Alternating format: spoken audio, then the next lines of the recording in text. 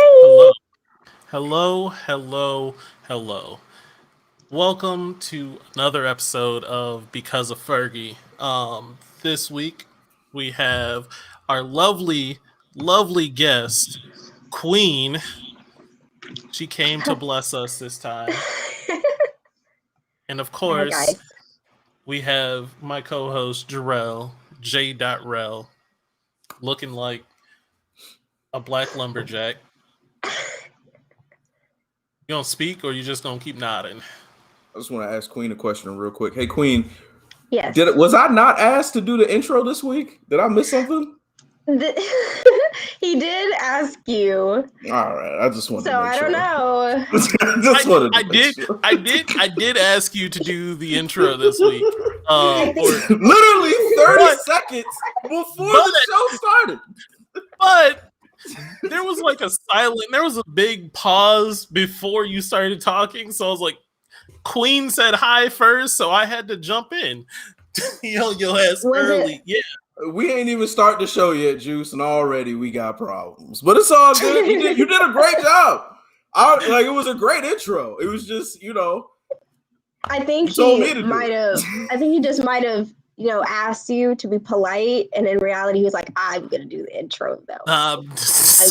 Which is perfectly fine. Then why stroke my ego and ask me in the first place?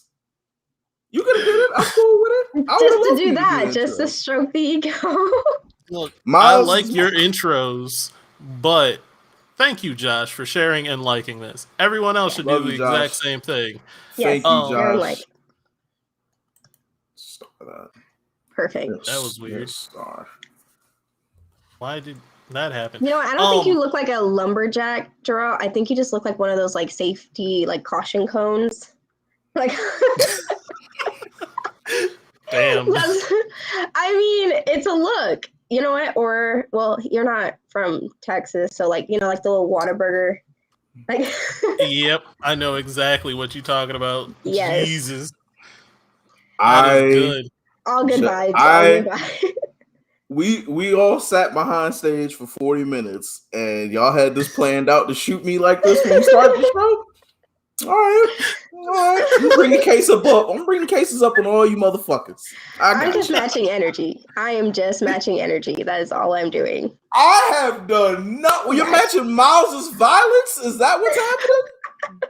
I have done nothing. I came here for problems, not peace. That's fine. That's fine. I want problems always. Look, we came here for peace. It just so happened you made the comment, and I was just like, it's an accurate ass comment. Y'all want to know why? Y'all want to know why Miles is shooting at me? He's not mad at me. All right, he's mad at eggnog and how it's doing his body right now, and I can accept that. I'll be the punching bag for your bad decisions on nutrition. All right, that's fine. That's fine. I will side with Jarrell on that. That's fine. You might be projecting a bit. You might. I don't project. Yeah. Projectile vomiting. Projectile. All types of projectiles are coming my way. But it's cool. I got your back. It's all Do crazy. you? Because it feels like you want me to suffer. Hey, man. The hand of God is however he does it. All right. If it feels like I'm punishing you, it might be God being God. Oh God! All right. Now I was wondering what was going on in the background. That was me. My fault. That was all you. Yeah, that was me. That was me checking our show out. Miles, keep us on topic. How was your week? So my week was pretty good. It actually went by super quickly. I've been busy at work every day. It's been I'm working on a project, so I actually feel good about going and doing work, but at the same time, I'm having this problem with someone at work. Oh, I don't want to fully get into it, but just if you always need help, I don't know. Thank you, Nikisha. Love you. Thank you, Keisha. I have this person that literally, I don't fully think they're qualified to be doing this job, but we hired them and we're trying to teach them how to do it. And it's a struggle this week. This week I decided to stop fully helping and just kind of like push them to do more. So like usually they'll come to me with a problem and they'll be like, "Hey, could you help me on this task?" And I'm like, usually I go read the task, figure out what they want from me, like figure out like what the task is, and then like work with them and do it. This time I'm going back and I'm like, what's your question? Like, what do you need help with? Show me you did work on this, that you're not just trying to have me walk you through this. Would it be easier to help them or easier for your job to fire them? I don't know. Because if it's easier for you to help them than rather than get fired, my job's not going to fire them. So would you rather just not help them? I mean, I would rather get my work done. My work suffers because I'm spending time doing tasks that they signed up to do instead of doing the tasks that I need to do. That's fair. I can't really hold you on that one because if your shit doesn't get done, they on your ass. So that's fair. Exactly. So like, that's fair. I've been pushing them to do their own thing. I'm always help out. Using shit like this use shit like this to your advantage. Just be like, if y'all want me to train somebody in, pay me train somebody in money. That's very true. Very, very true. Get compensated for what you're doing at all times. That sucks though. But yeah, I don't know. There's a line. You have your own boundaries. And if you want to stop helping the person, then just stop helping them. I just stopped doing their work for them. I've stopped showing them how to do things. I more tell them how to do things and expect them to research and figure it out. Mm-hmm. Go to Google. No, if you're going to be doing this job, you need to, first off, I've shown you how to do this. Second off, you need to learn, if it's something that can be easily figured out, I'm going to have you do it. Thank you, Keisha, for subscribing. Oh, you subscribed to YouTube and Stream Elements finally kicked in. My stream bot works. I'm happy. Yeah. Real quick, Josh, to answer your question, we're still going to talk about love a little bit deeper. Queen has some really, really great questions that we wanted to get to from last week, and we're definitely going to talk about that. But right now, we're just, shooting the breeze with everybody. How's everybody's week been, Yeah. Everyone else can talk. I felt like I talked a little bit too much. No, you brought up a really good problem. Yeah, you know what I'm saying? Nobody wants to do somebody else's job at your job. But also, if you're doing that shit, get your money. All right? The fuck? Tell them to up your check. Save your time and energy. If you're not getting your actual work done, then what's the point of trying to help someone else and then they actually take off and be able to do everything, and then your company turns back around and says, you haven't been doing X, Y, and Z. And it's like, but I just trained this one employee from not getting fired. So that's kind of what happened in my last job. Is I was training and helping the other testers do their shit that it looked like I didn't do my shit. And I can't continue to do that. That's ghetto. The universe is already trying to show you to not fall down the same rabbit hole from your last job. The more you know. No, that's a really good point. I feel like that's really a good point. That's been a lot that's been going on in my life lately, is seeing the patterns and shit and trying to break those patterns or at least replace them with better habits. And it has been very fucking tough and draining and destroying my shit. So that's a really good point. It's a really good point. I mean, when you are approached with similar situations, or even you recognize that you're dealing with the same behaviors that you've been trying to get rid of. It's just really hard to think about how to approach it when your mind only knows certain answers and certain things to do to fix that problem. It's really hard to navigate and figure out, okay, well, what other way can I approach this problem by not reacting the same way I did in the past? And it can be very difficult because that's when you have to like find the root cause of the issue and like dig a little deeper into yourself and realize why the issue was an issue in the first place. And it's just like one big fat lesson of like Real spill. That's know. the biggest thing that I'm learning is I have a I'm I'm feeling like nothing is comfortable to me anymore, and that's because so many things are starting to are either already have changed or are starting to change, and I'm starting to understand that and being like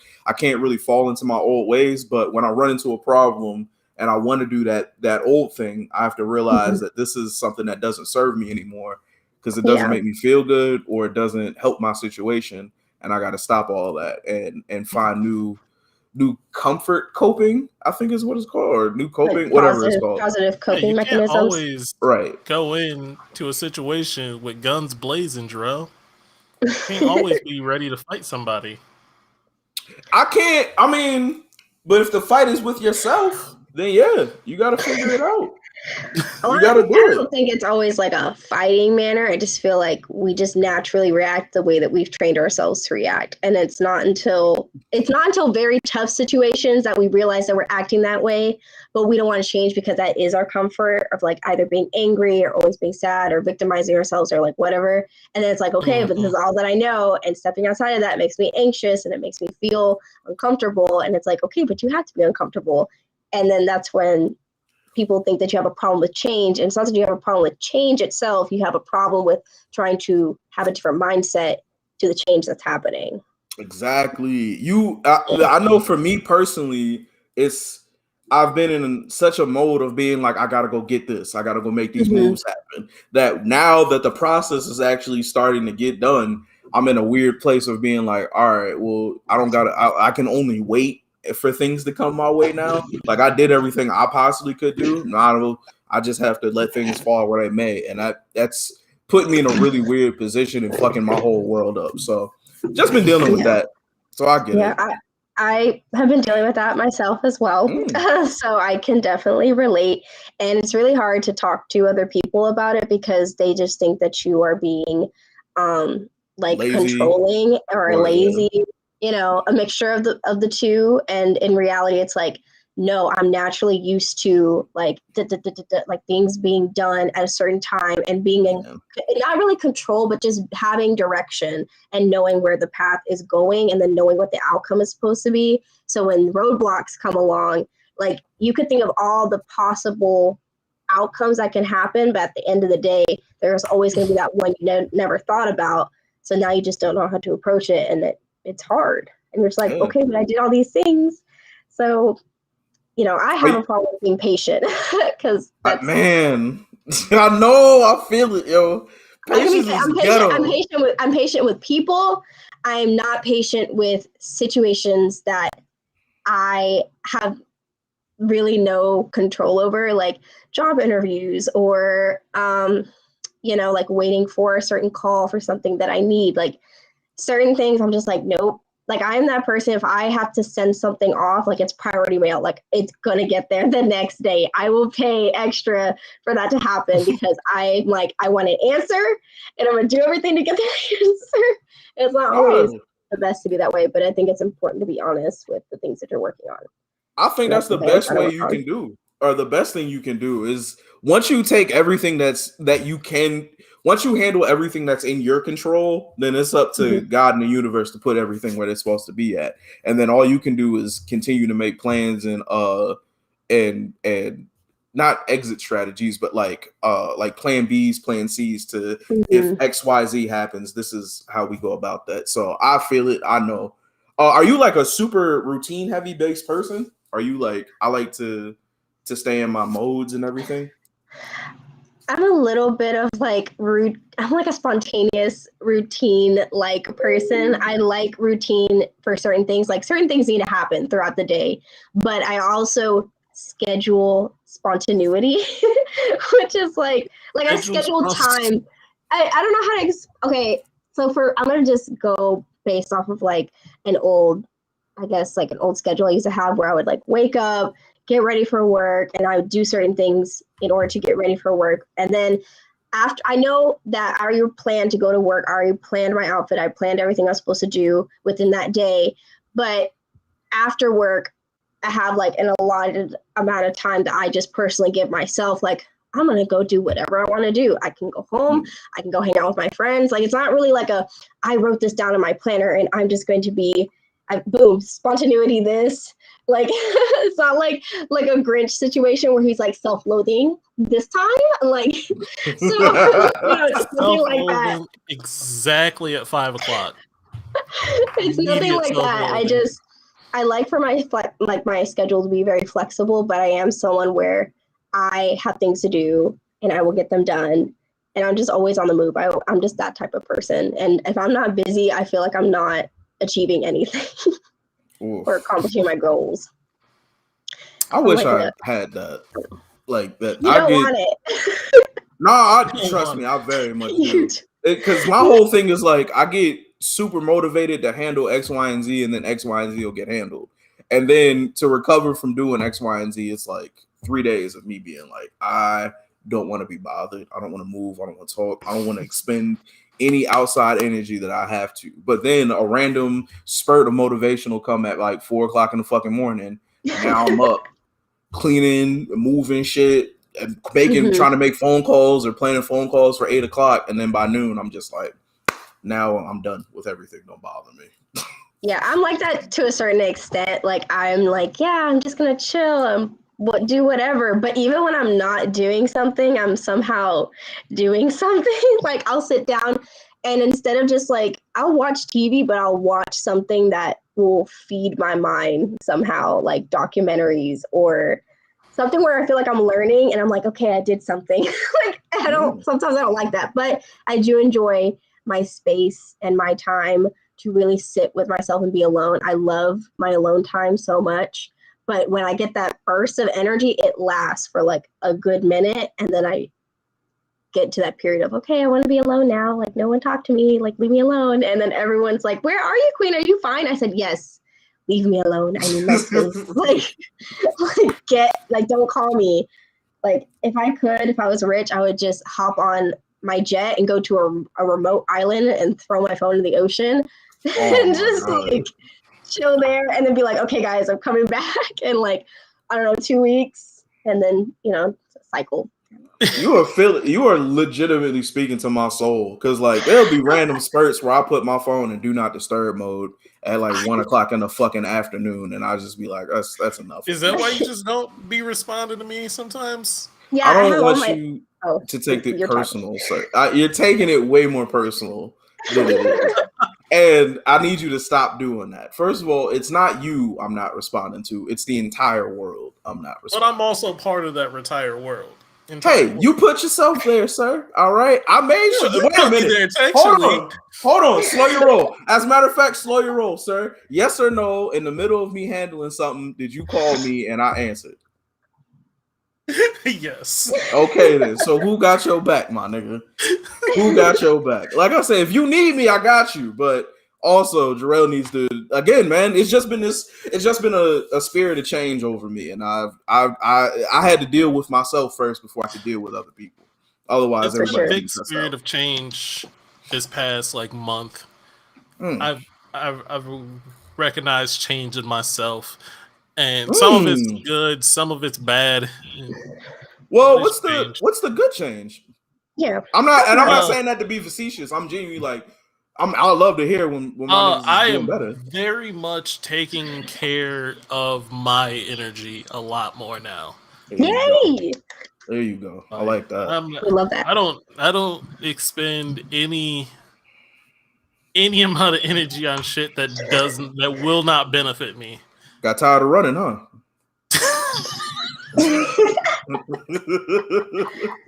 Also, real quick, Joshua, do not feel stupid for watching Power Rangers because I watch like old cartoons.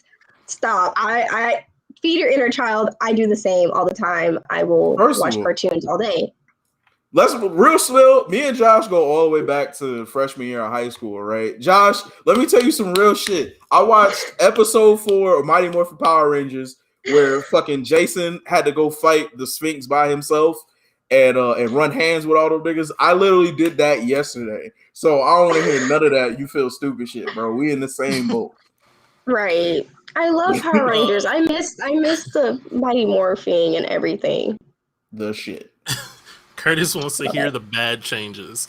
We ain't gotta focus on the bad changes. We're not. If you would like to share, we would like to know that as well. Real quick, can I say something? Why do y'all don't take me not responding personal? All right. I be in my fucking mouth. No, hell no, bro. What are you talking about, G?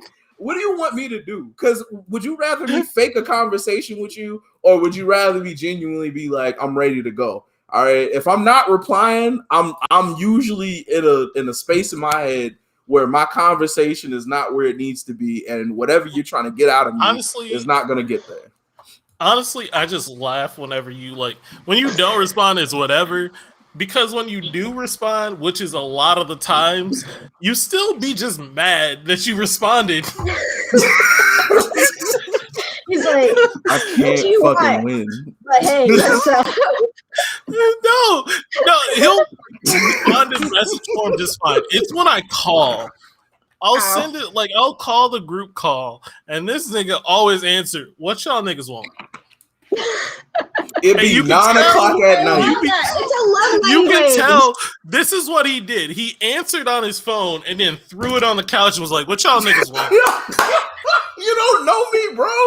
Slow your fucking roll, my G. First of all, you telling half truths, all right? So let me tell you what's up. It's not that y'all be calling me, right? Because when y'all be like, hey, yo, we actually got something to talk about, I'm right there. It's when y'all call me at 9, 10, 11 o'clock at night, just being like, hey, what's going on? I'm that kind of person. What do you mean? What you mean what's going on? Nigga, I'm chilling right now. The fuck? You trying to fuck me or something, bro? What's wrong with you? No, I'm chilling. It's 9 o'clock at night, nigga. Oh my god, stop. Okay, also, I have to agree with you, Jarrell. I have my notifications off on everything and my phone on Do Not Disturb. So I don't answer anybody. I don't see notifications. I mind my business. However, I also, I'll be thinking about my friends and I'll just call them at random times of the day. And most of the time it's at night because I have more energy.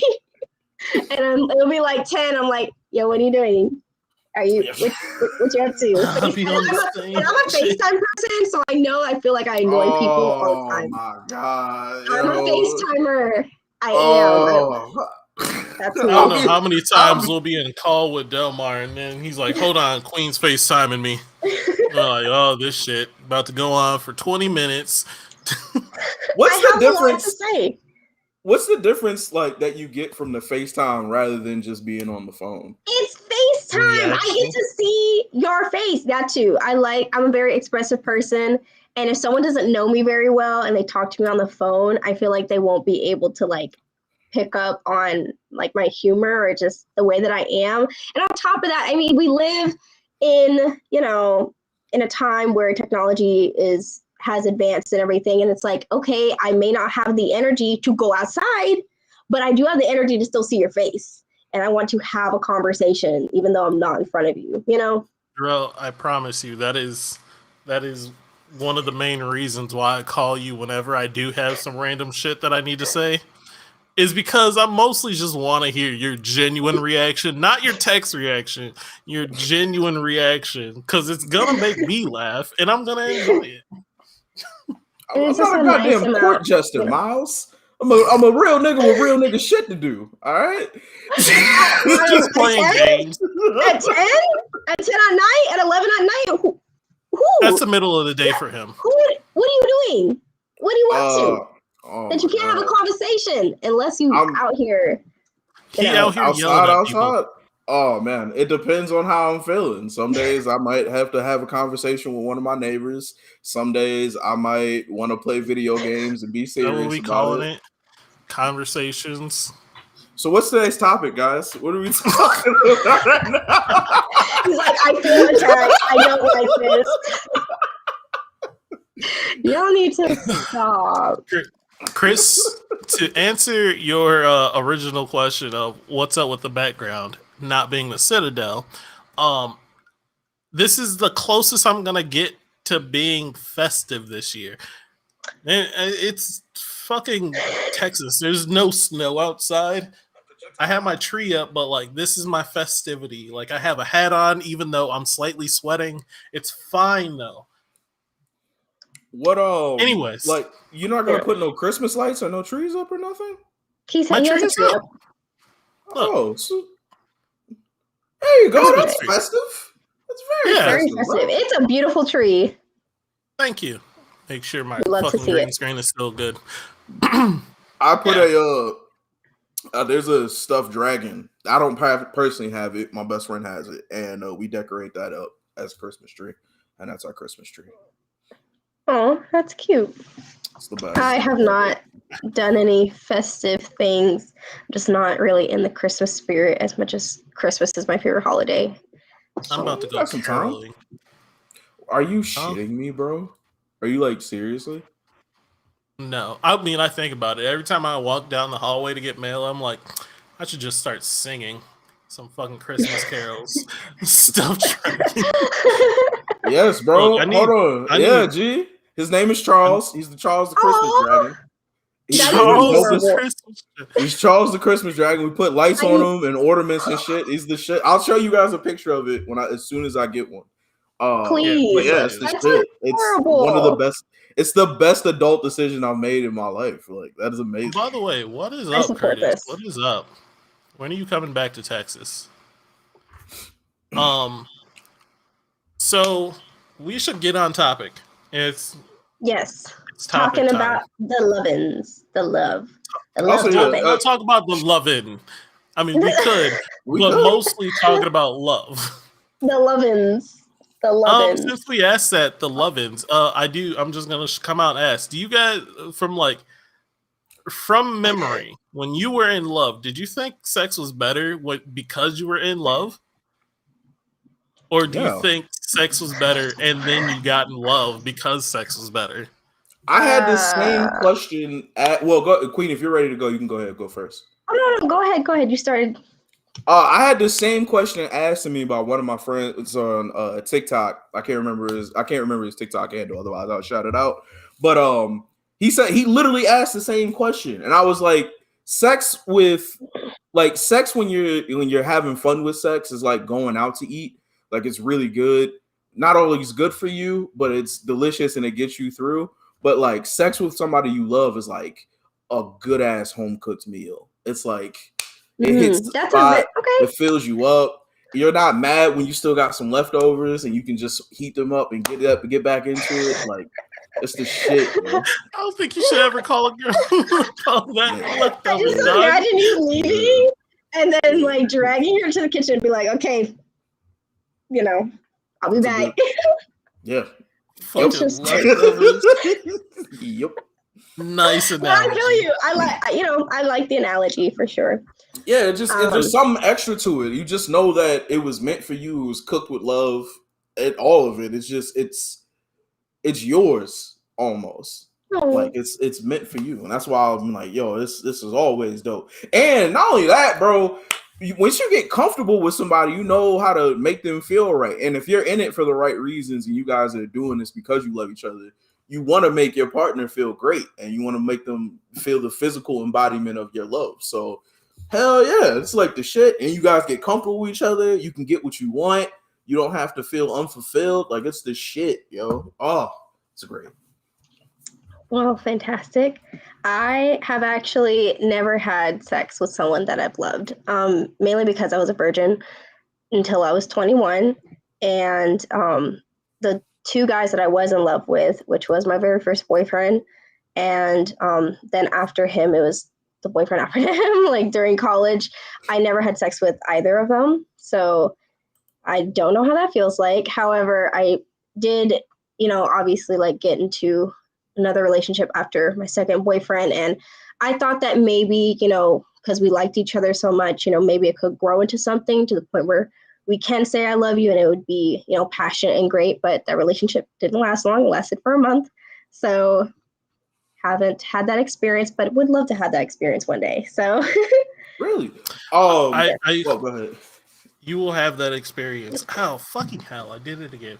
I think that it is, like Jarrell said, that shit is great. It takes it to another level, and for me, it's because like if it's just a rando, I guess it's like I'm doing it all for me. But like when it's in love, I'm doing it for them. I want them to have the best experience ever. So it just heightens everything up.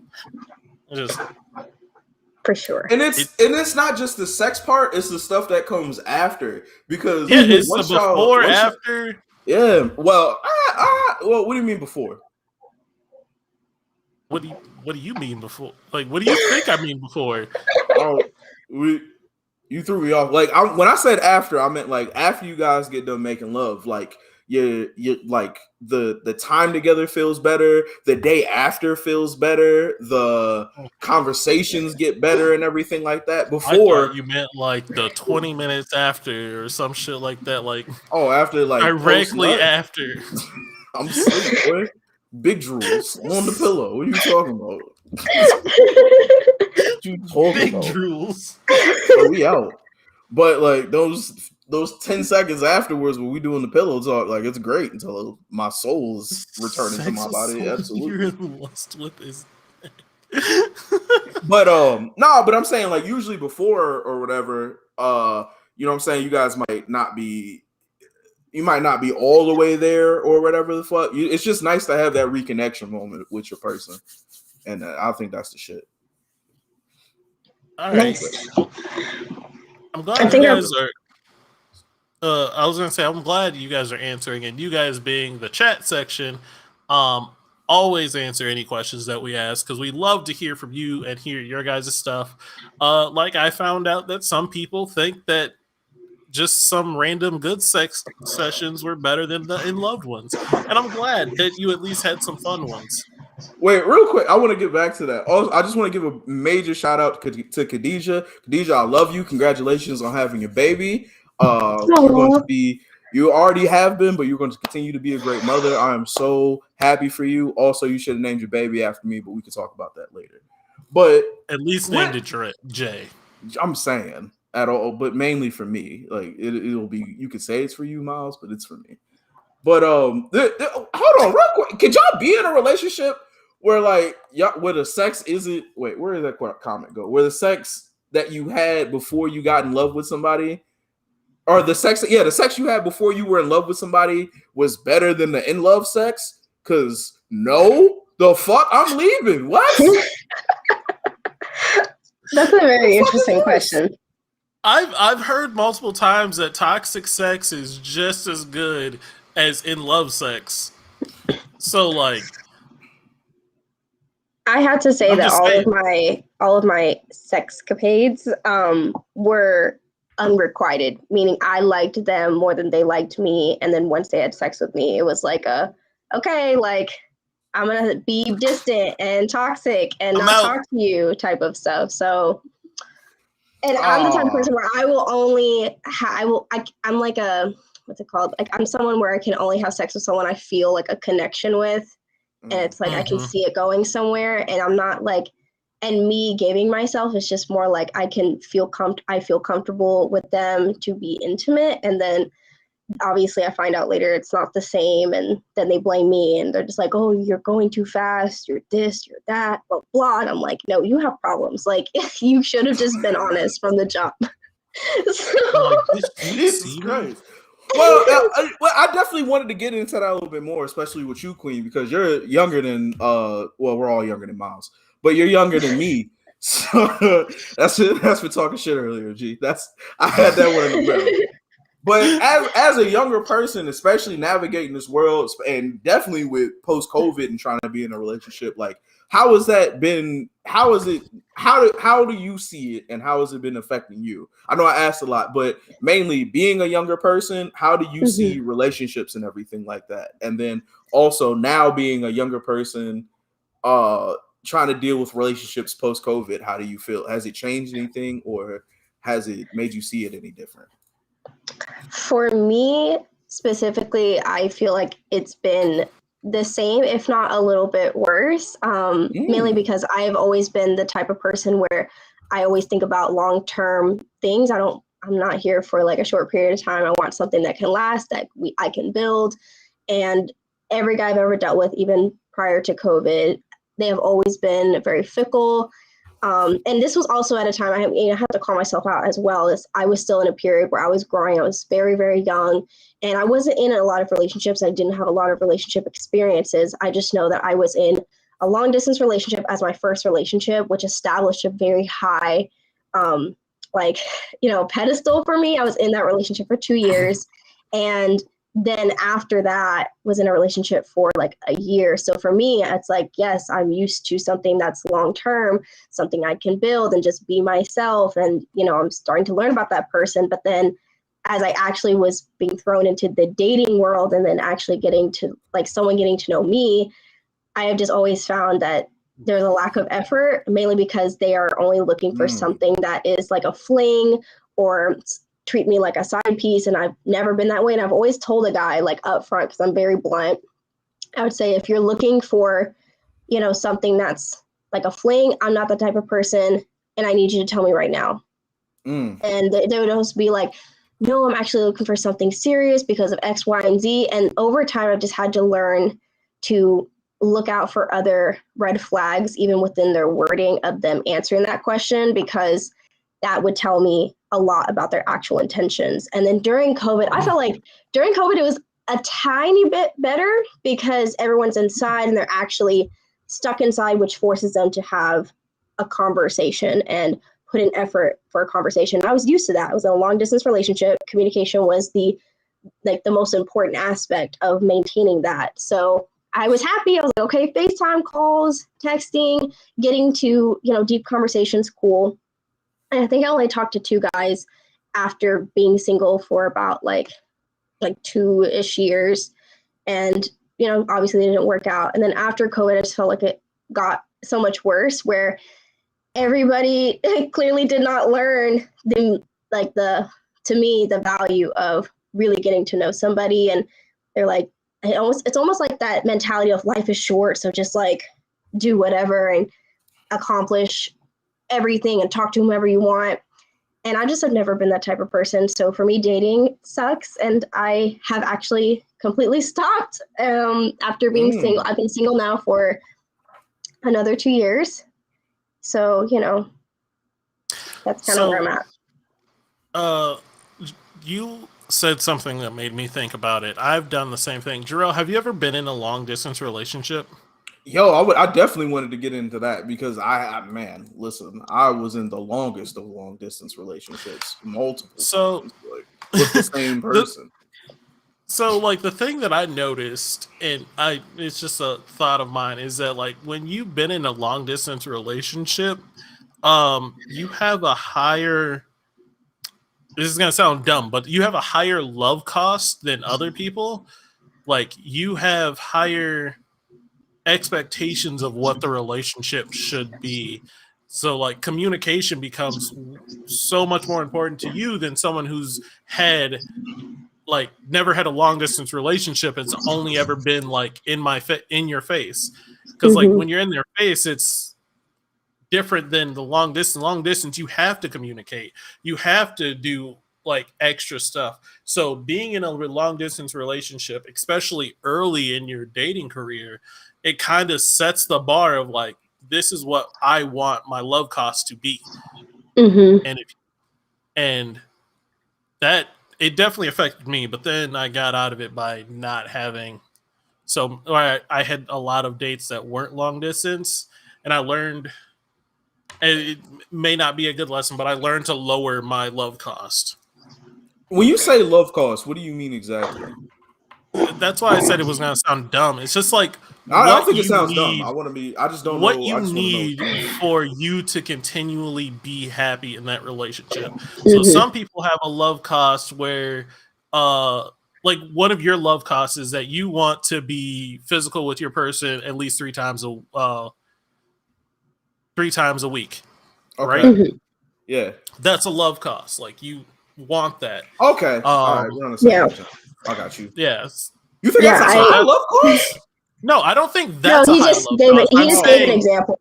Okay. I He was just gave just an giving an example. example of a love cost, but like talking every day, communicating all day and stuff, it's a higher love cost than what some people are used to. Some people aren't used to talking all day, every day. Some people are like, yeah, I'll hit you up when I'm free, or like every other day, and they're fine with that because that's what they need, or that's how much effort they want to spend. But your love cost is higher than that.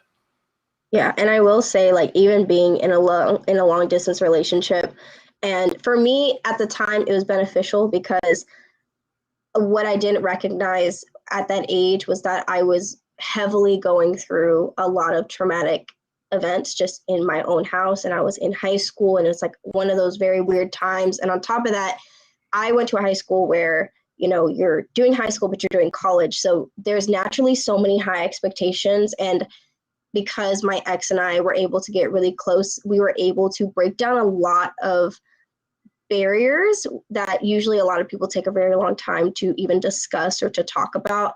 And I think that was one of the most like beneficial things about being in a long distance relationship. But I would not do it again because of the fact that I think someone mentioned here that they crave physical touch. Physical touch is I've come to realize is one of my like top love languages. So I need like that type of like reassurance and attention that long distance just couldn't give me. And then also in my second relationship, because it started off where we were in person, but then he went off to the Navy. So it switched to long distance. And with that, it was a lot easier for him to gaslight me or like say certain things to really get under my skin, or it started to formulate into really big red flags that I ignored at the time because I was used to just pushing it through and like making sure that it grows. And I had to recognize even at that time that having that type of mentality was like a trauma response because I saw like my mom do that or like my grandmother do that. So it's like breaking those generational type of behaviors was also very, very hard and something I had to learn after getting out of those relationships. Yeah, I'm kind of in the same boat as you, Queen, where like it, man, first of all, I definitely do think being in a long distance relationship makes you not bullshit with fucking or wanting to be touched or physically wanting somebody around you. Because to be deprived of being with the person that you actually want to be with, like it really does fuck with you. It makes you get really creative about the shit that you want to do, like when you finally see them. And then finally, when you do get to be in relationships where you can be around the person, you want to be around your fucking person. Well, it's weird for me. I want to be with my person, but also I'm very big on to leaving me the fuck alone.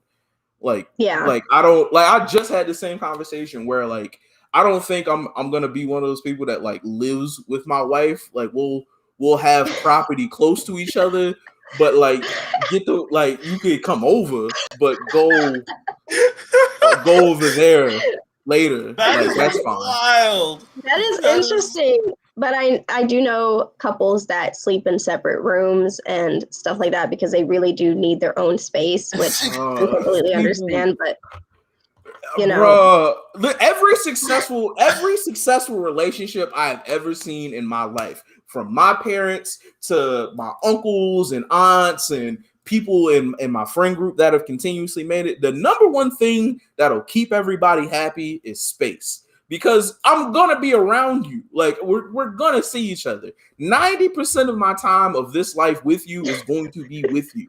But also get the fuck away from me for a second. Like I don't think you need separate homes for that. I just think that you just need a bigger look. I think communication is important to say, okay, I need my me time, and the person has to respect that. Like there is a difference, like in reciprocation of, hey, I need my space. This is what I'm going to do. I will communicate or text you, call you when I am ready. But some people cannot fathom that because unfortunately in the media, that type of behavior is associated with like the person's cheating on you or being toxic. And in reality, it's like, I just want to sit naked and watch food videos and be in my element. My God. Talk your shit, Queen. Talk your shit. Are you kidding, But bro? I will say, Go ahead. I will say though, it's really hard. Like I'm that way, but in my last relationship that I was in like 2 years ago, he would never say that he needed space. It was always what I've seen from guys that I've experienced is that they don't want to say it and they'll just like push you away silently and hope that you go away. And it's like, I need you to like vocalize that you don't want me here at your house sitting and doing my homework. Like, tell me, babe, I need some space right now. There's nothing wrong. It's all good. I just want to hang out with my boys, or I just need my space. And I'm gonna be like, okay, let me go then. But I feel like some guys are like, I need my space. Like, can you leave me alone? And I'm just like, number one thing that we advocate on this show, Jarrell. Honesty, communication is key. Okay, now listen. Before you're right, I agree. However, Queen, have you tried to tell a woman that is in love with you, hey, can you not be next to me for today? You mean, have I told a guy? Are you asking if I told a guy that, or let me?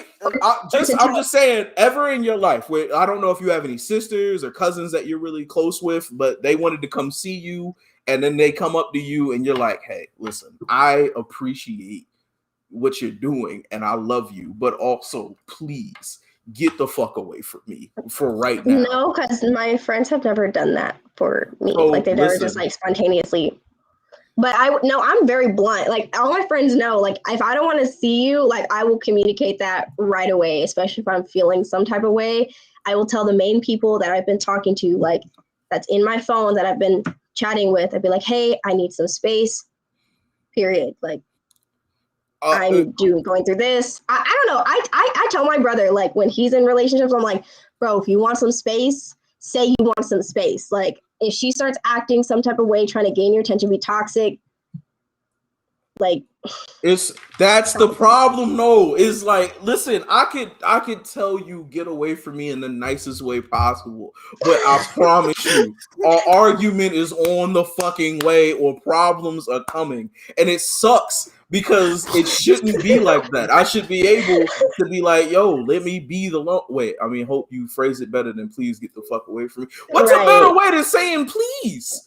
Like that's what I want you to do. Please. No, I just feel like life. Go over that. Like, what am I supposed to say? Hey, babe, you thinking about staying in a room for 8 to 16 hours today? Like, how is that for you? Like, how about we play a game called Hide and Don't Seek, where you just don't look for me at all in any way?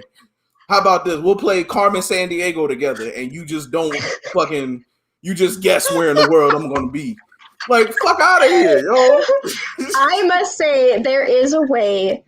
This is something I think Miles and I have talked about, like with some of our other friends, is that the way to communicate is not just to be honest, but to also reassure while you're being honest. Like say, hey, babe, I want my space today. There's nothing wrong.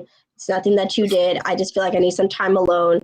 And I feel like we just need some, like, I feel like the word space kind of indicates the whole, like, I'm rethinking the relationship type of thing. So I just think, hey, I just need some me time.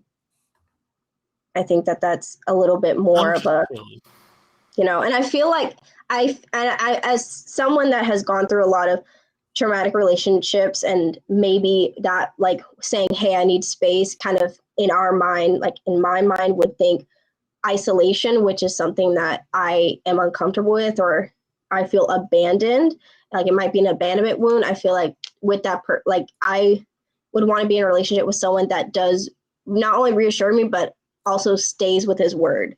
Like if he says, hey, babe, I just want 3 hours for myself.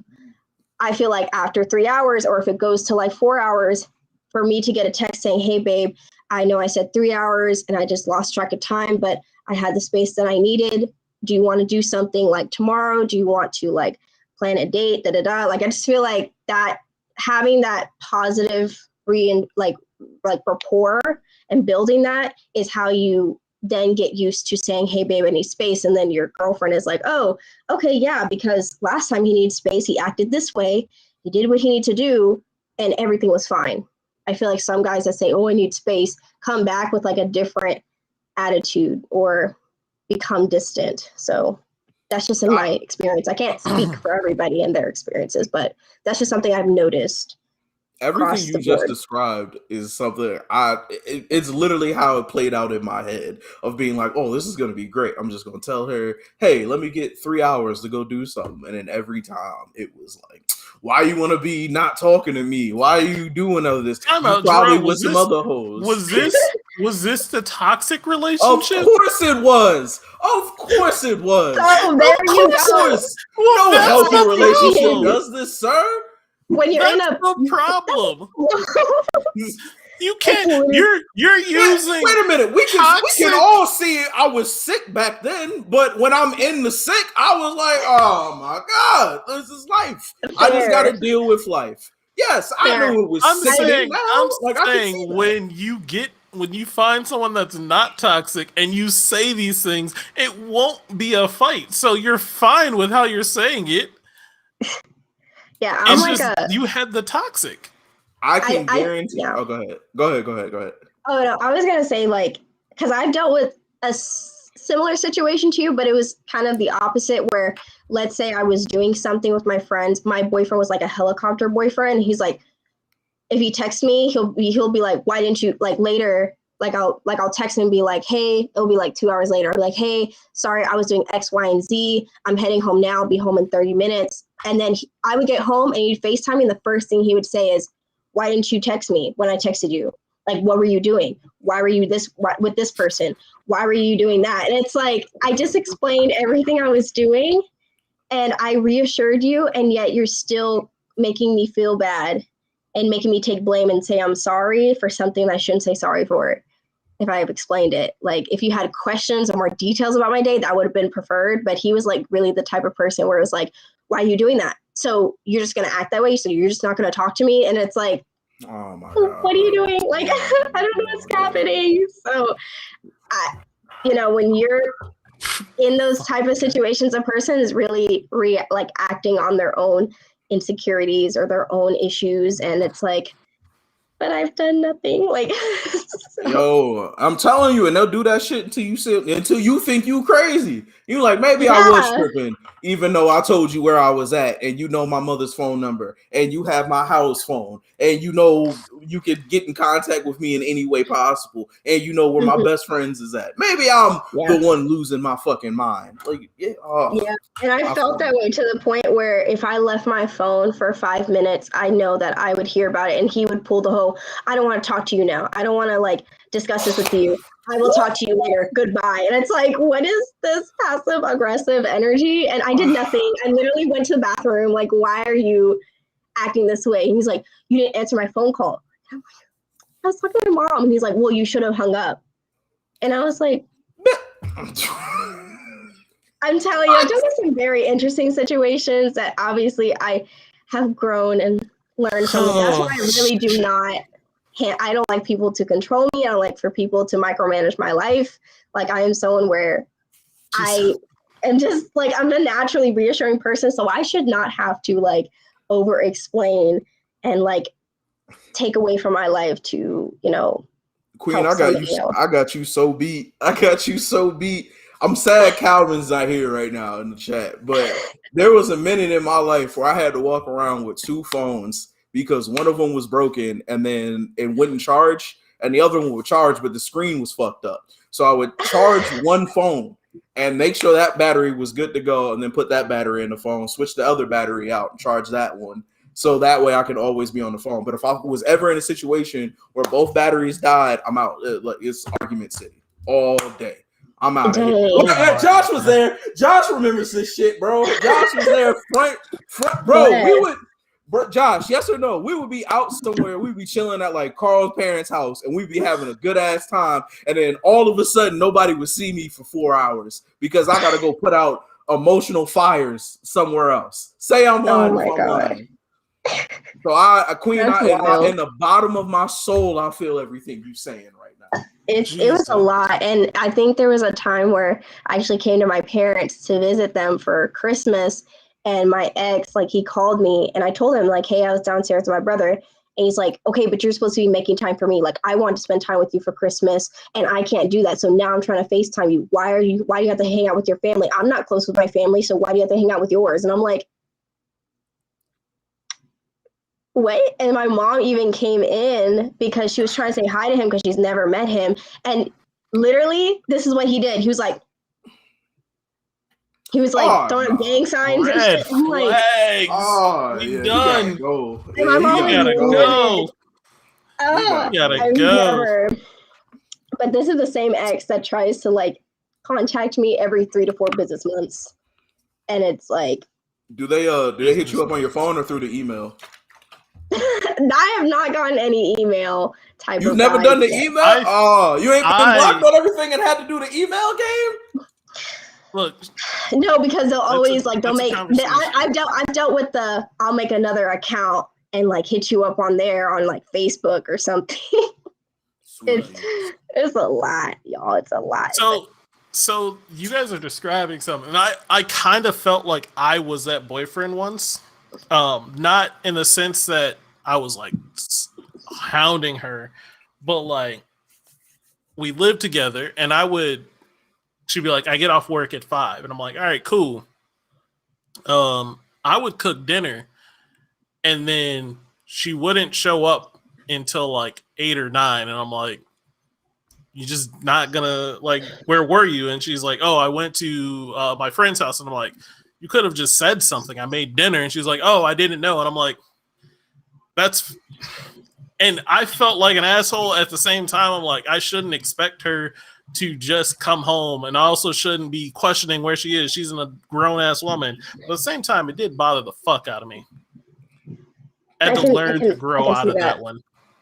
I've done something. Well, I've just been on the receiving end where I'm the girlfriend. Like I think this was on my birthday, and my ex, he was like, I have something planned for you, but I'm not going to tell you. And he didn't give me a time. He was like, go enjoy time with your friends. So I did, went out with my friends. This was back in college. So like I was the only one with a car. So we all drove to like Carrollton, which is like where all like the Korean like food places were. And we ate Korean food. And then I had to drive. So to kind of just help everyone understand exactly DFW area, I lived in Denton because that's where I was going to school. And Denton to Carrollton is 30 minutes. So I drove 30 minutes and then drove 30 minutes back, changed, and then had to drive an hour to Cedar Hill because that's where he lived. And I always drove to his place. And he was just in a bad mood and ruined my birthday because he's like, where were you? Why weren't you here? Like, I had all these things planned for you and now we can't do it. You ruined the day. And I'm like, it's my birthday. You just ruined my birthday. Like, because you didn't tell me a time. You didn't tell me anything.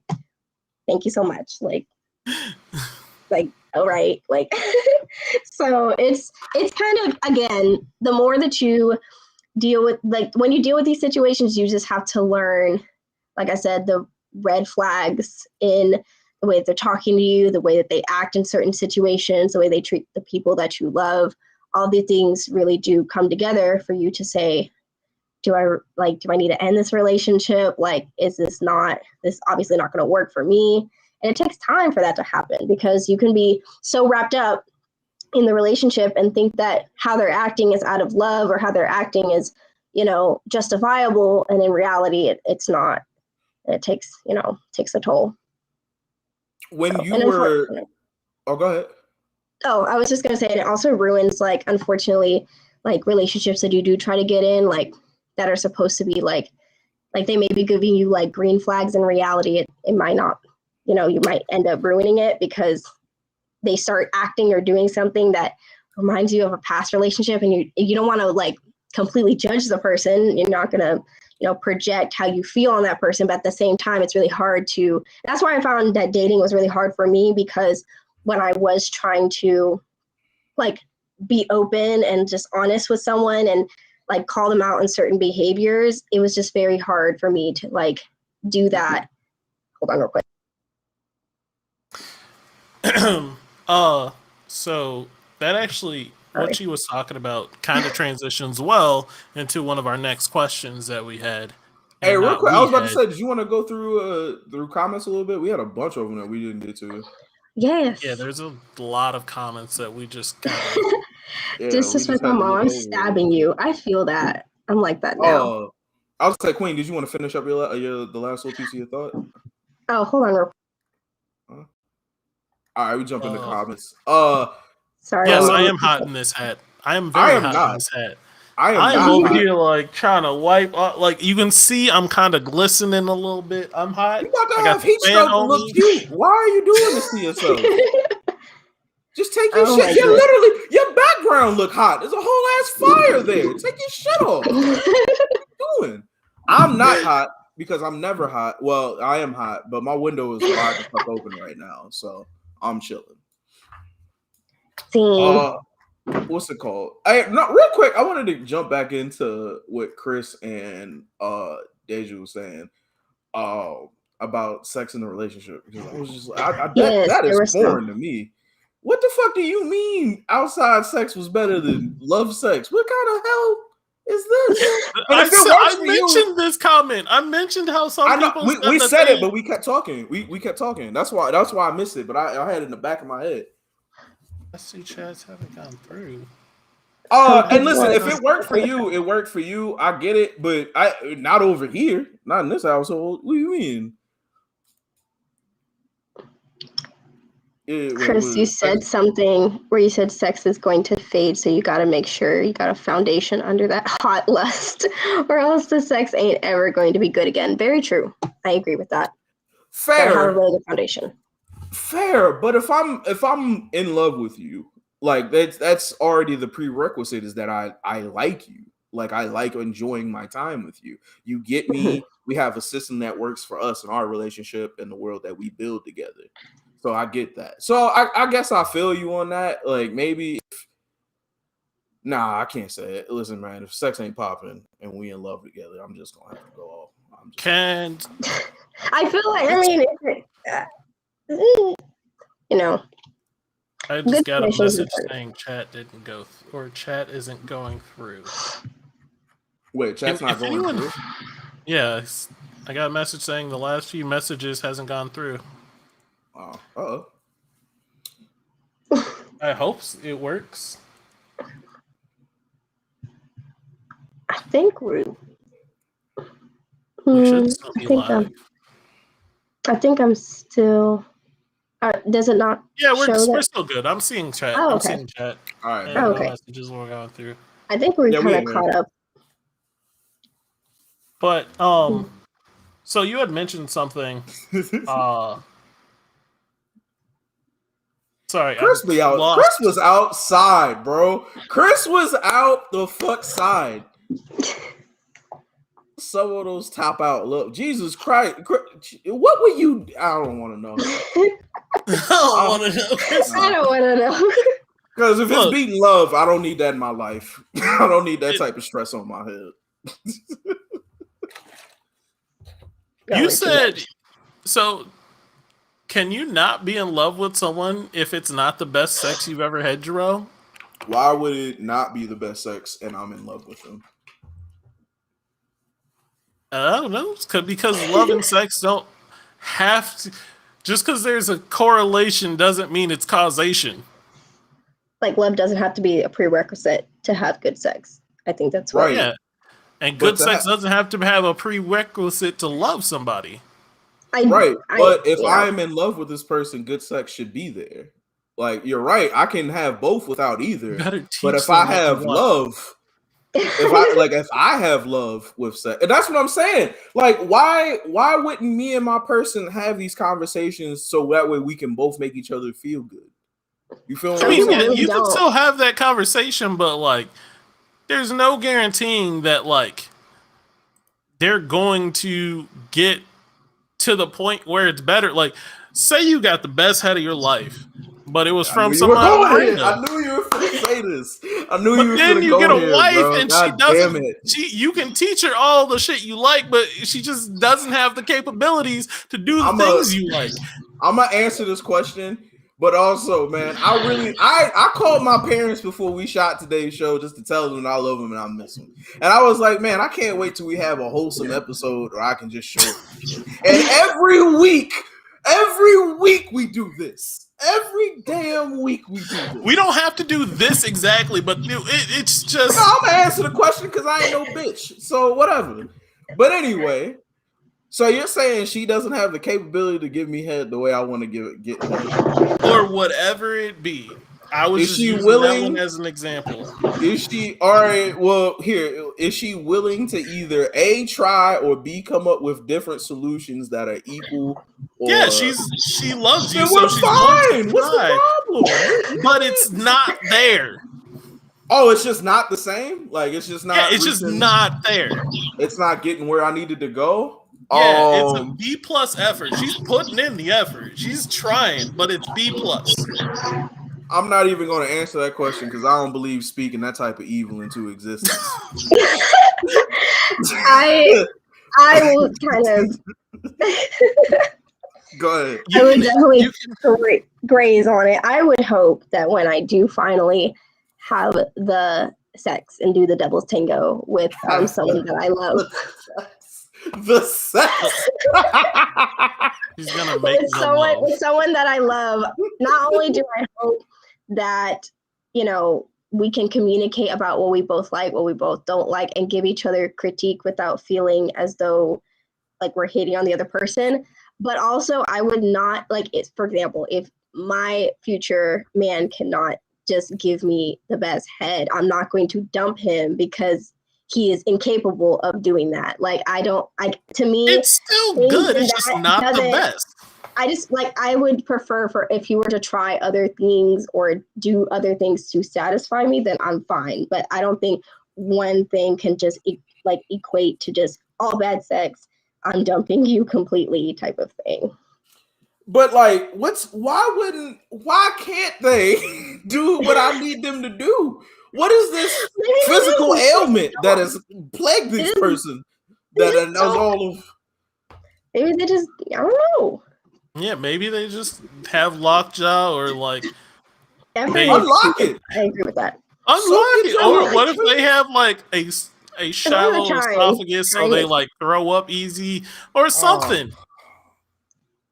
But you love everything else about them. You're going to continue loving them. Like, it's going to happen. You just got to accept it. You'll just have that face on. I'll have to talk to God. Bro, but does this look like the face of a nigga in love? This look like a nigga in bliss right there? I would say, I am going to say, like, I feel like within the first, depending on what y'all's range is for dating someone and then having sex the first time, I feel like after that indicator, you should not keep going and actually make them official or like whatever if that part, there's no chemistry there. I'm going to say chemistry because it's not just like one thing. It's like chemistry overall. Wait, the first also, time? I want to mention something.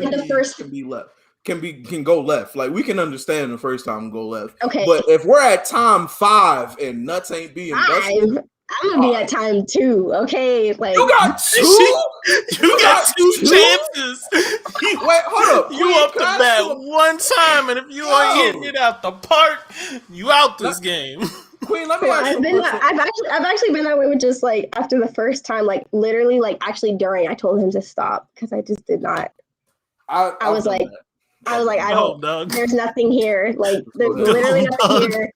And he was like licking my ear, and it was the like I felt like all the saliva was getting there. That brings up an excellent point. Thank you. Wait, real quick. I just want to ask Queen this question personally, real quick. Okay. Has there ever been a time when you are having sex and you're like, I'm not giving him even 60%?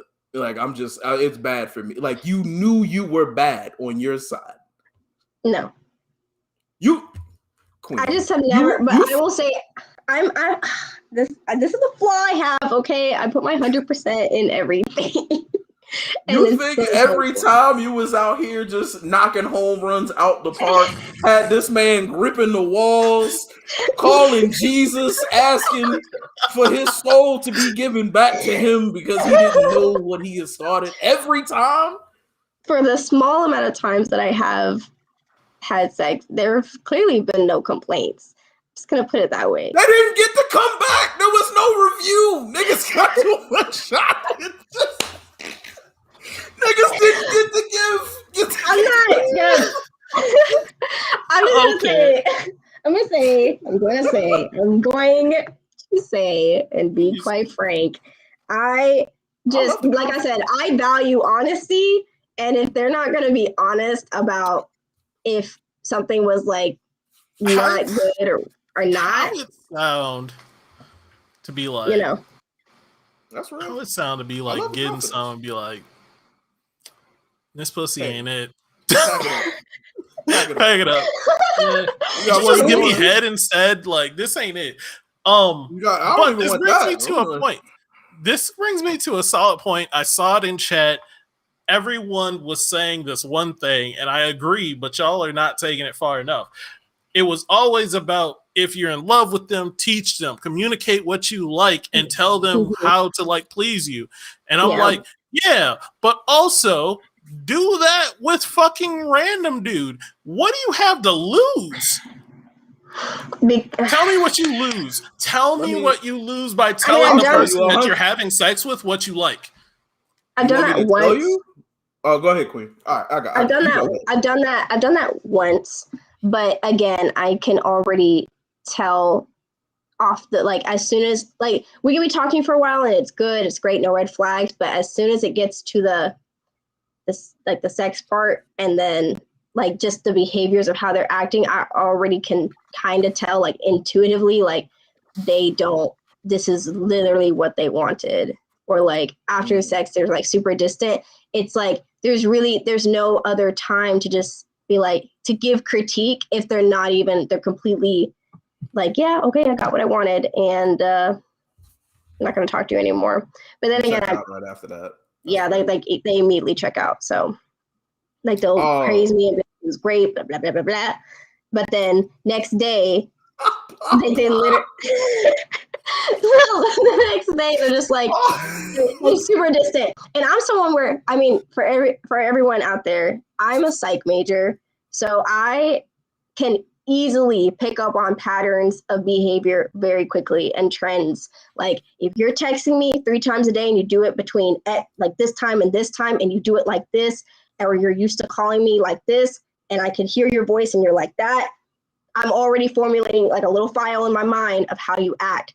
Literally right after like we have sex, and then I notice the dwindling of like, doesn't call anymore, kind of text, but it's like scattered, or he's not trying to go in depth with a conversation. And then I'm the person where as soon as I see, like, I will ask like 3 times, because 3 is my rule. 3 is my favorite number, and that's just how I approach. Except for giving guys times.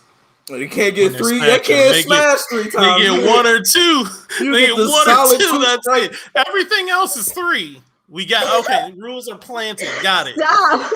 So then, for me, like, the first time I'm gonna ask them, like, you know, it's been a couple days. Hey, like, are you okay? Are you good? Like, are you just chill? They're like, yeah, I'm fine. Give it another couple days. Still acting the same way. Hey, are you okay? Because I just have noticed this, and I just want to make sure, like, we're still good. Yeah, we're still good. Da, da, da. The third time I have to ask them, I'm going in like, you've been acting like this. This is how things have changed. I don't appreciate this. So you need to give me an explanation about what's going on, because I'm not going to tolerate it. These are what I value, and you are not doing what it is that I need from you. And they're like, well, I have a lot going on my plate, and you're not being considerate. And I feel like you're taking it too fast, and you're doing too much, and blah, blah, blah, blah, blah. And like, I don't want to talk to you. And it's like, then why couldn't you just say that instead of me having to like push it out of you and like instigate this whole thing? And now I'm the bad guy for being honest with you when you should have just been honest from the jump. You're not the bad guy for being honest. Hey, real quick. Hey, Miles. Remember when we first started this show and I was saying everything Queen was saying and people was looking at me like I punch babies in the face for fun? Remember that? Remember that? When niggas was like, ooh, Jarrell, what are you talking about? 3 times? 3 times a week? What are you talking about? Being honest all the time? Remember that? I remember that. I remember those days. I just wanted to bring that up because I agree with Queen, and so does everybody else in chat. But like, I whatever. You were saying again. You were just saying it different. You was saying some wild ass shit at the time. I did. I don't know. I don't have the time for bullshit, y'all. I don't have the time. I said that, Miles. I said that. Well, I mean, yes, just the way I'm saying it. Okay, so this is my point. You guys both say you don't have time for the bullshit. You know what you want. Communication is key. Expressing what you want is key. Then why is it a bad thing to tell someone that you're sleeping with for the first time exactly what you want? Because the downside is potentially they don't fuck you. They're like, oh, that's not for me. And then you leave. And then they leave. Or they do something else, which is a bad thing that you don't get sex that you want. You weren't going to get sex that you didn't want or that you wanted anyway. I think it just depends on how long you've been talking to the person, because if it's someone that you just met like 2 days ago, I do not want to tell them all the things to please me, because I'm barely just trying to get to know you, and I don't even know if I even want to have sex with you. Period. Like, well, I mean, this is at the point where sex is going to be happening. Or this is where sex is happening. You might as well say, hey, I don't like when someone plays with my nipples or some shit like that. Or I like when people do this. Make it fun for yourself. Damn what they're doing. I mean, damn them. Make it fun for yourself. If making it fun for yourself is telling them what you like, I see nothing wrong with that. Teach them what you like, and they will either reciprocate and be like, yes, I want to please you, and then you get pleased, or they'll be like, oh, I'm not into that, and you weren't going to get in though anyway, so I don't see a negative there. Miles, real quick, yes, what has been my motto as of recently about what I have to do for me to get the pleasure that I need? What has been my motto, friend? You need a porn? Or a wife? It was no, exactly. I either need to be in love or I gotta do porn at this point. Those are my two options for me to have happy penis. I have not gotten there to that point yet. I'm just it's a dark place. I'm at the whole I'm going to call you out on your bullshit even more and probably break your ego 10 times harder and be in my own bubble, and you stay out of my bubble. Stay away from me. I'm like the whole like, a guy? No. You want to talk to me? Absolutely not. Don't look at me. Don't do it. So, and because I'm just at this point where I'm very, very, very, very, very tired. So it's like, if you're not even reciprocating off the bat, it's already like a big, huge red flag. That's just where I'm at right now. That's just where I'm at right now. I feel that so much, Queen. That is. Remember when I told you this at the beginning of this, that I started taking a look at my energy and like, not yet. That's one of the big things. Is like, as soon as someone's like they're not feeling me, I'm like, all right, I'm out the door. We're walking the other way. You're not. Well, we're walking. Playing games, walking the other way. Like. Everything walking. Tell them about my fans. Listen, we don't need to get into that conversation. We can get to that conversation. We're not getting into that conversation, Delmar. Oh, we got time. I would love to hear about your fans. Who got fans? Queen has fans. She shouldn't have fans. I'm a firm believer that she should not have these fans. Okay, I'm going to explain this, and maybe the girls that are listening right now could potentially understand what I'm saying. I bet Liz would agree with you. Liz, Dajanique, who else is here? Khadijah, you still up in here? My beautiful ladies. Have you ever been in a situation where, obviously you really liked a guy, you thought it was going really well, and obviously you find out that it was unrequited, that the person actually didn't like you, and found out that you just found out that they were doing a lot of shady stuff, but they still insist on keeping you in your life somehow. And in your mind, you're like, all right, you cut off all your emotions. You no longer care about them. They can hit you up anytime, but you no longer have attraction for them. You don't care about them. but now they just become another follower on your Instagram. Like they have no value anymore. They've lost their value. You really don't care about them. So now you just have them there to like your photos, and that's it. Those are like fans. So it started out with them trying to get after you, and then you realize that it's not going to work or whatever happens, but they still keep in contact with you. Not really contact like through the phone, but they still watch like your you photos yeah, they still like your photos. See? Ooh, that sounds like a friend zone to me. Ooh, that sounds no, not friend zone. No, so let me give some context. Like a guy that I really, really liked, he screwed me over, found out he was talking to another girl, and he had said he loved me, blah, blah, blah, blah. And I had to detach myself from him, like completely have no attraction for him, do not like him anymore. But I keep him on my Instagram because he's over here just chilling. And I look and I'm like, all right, well, you still think you can have me? You cannot, because I'm not going to answer your stuff. You can hard eyes my selfies all you want. I don't care. Wait, say that part again. You can what? You can heart eyes my selfies. Eyes the selfies, huh? And nothing's gonna happen. And I'm gonna look at it, and I'm gonna delete the whole thing. I'm like, that's cute. Keep watching me. It's great. And he don't have no value in your life, right? He no longer has value in my life because he screwed me over. But it's almost like it's like if a guy, like, I feel like maybe all the toxic guys that have a lot of girls in their like their list, it's like when they lose someone from that list, they feel, oh my God, like a sense of like, I lost somebody on my list, but I want her, but I don't actually want her. I just want her on my list. I want to feel like I still have her. Like, no, you can't have me, but you can like my selfies. You can comment under my photos because you now you look stupid. And I'm just gonna watch you look stupid.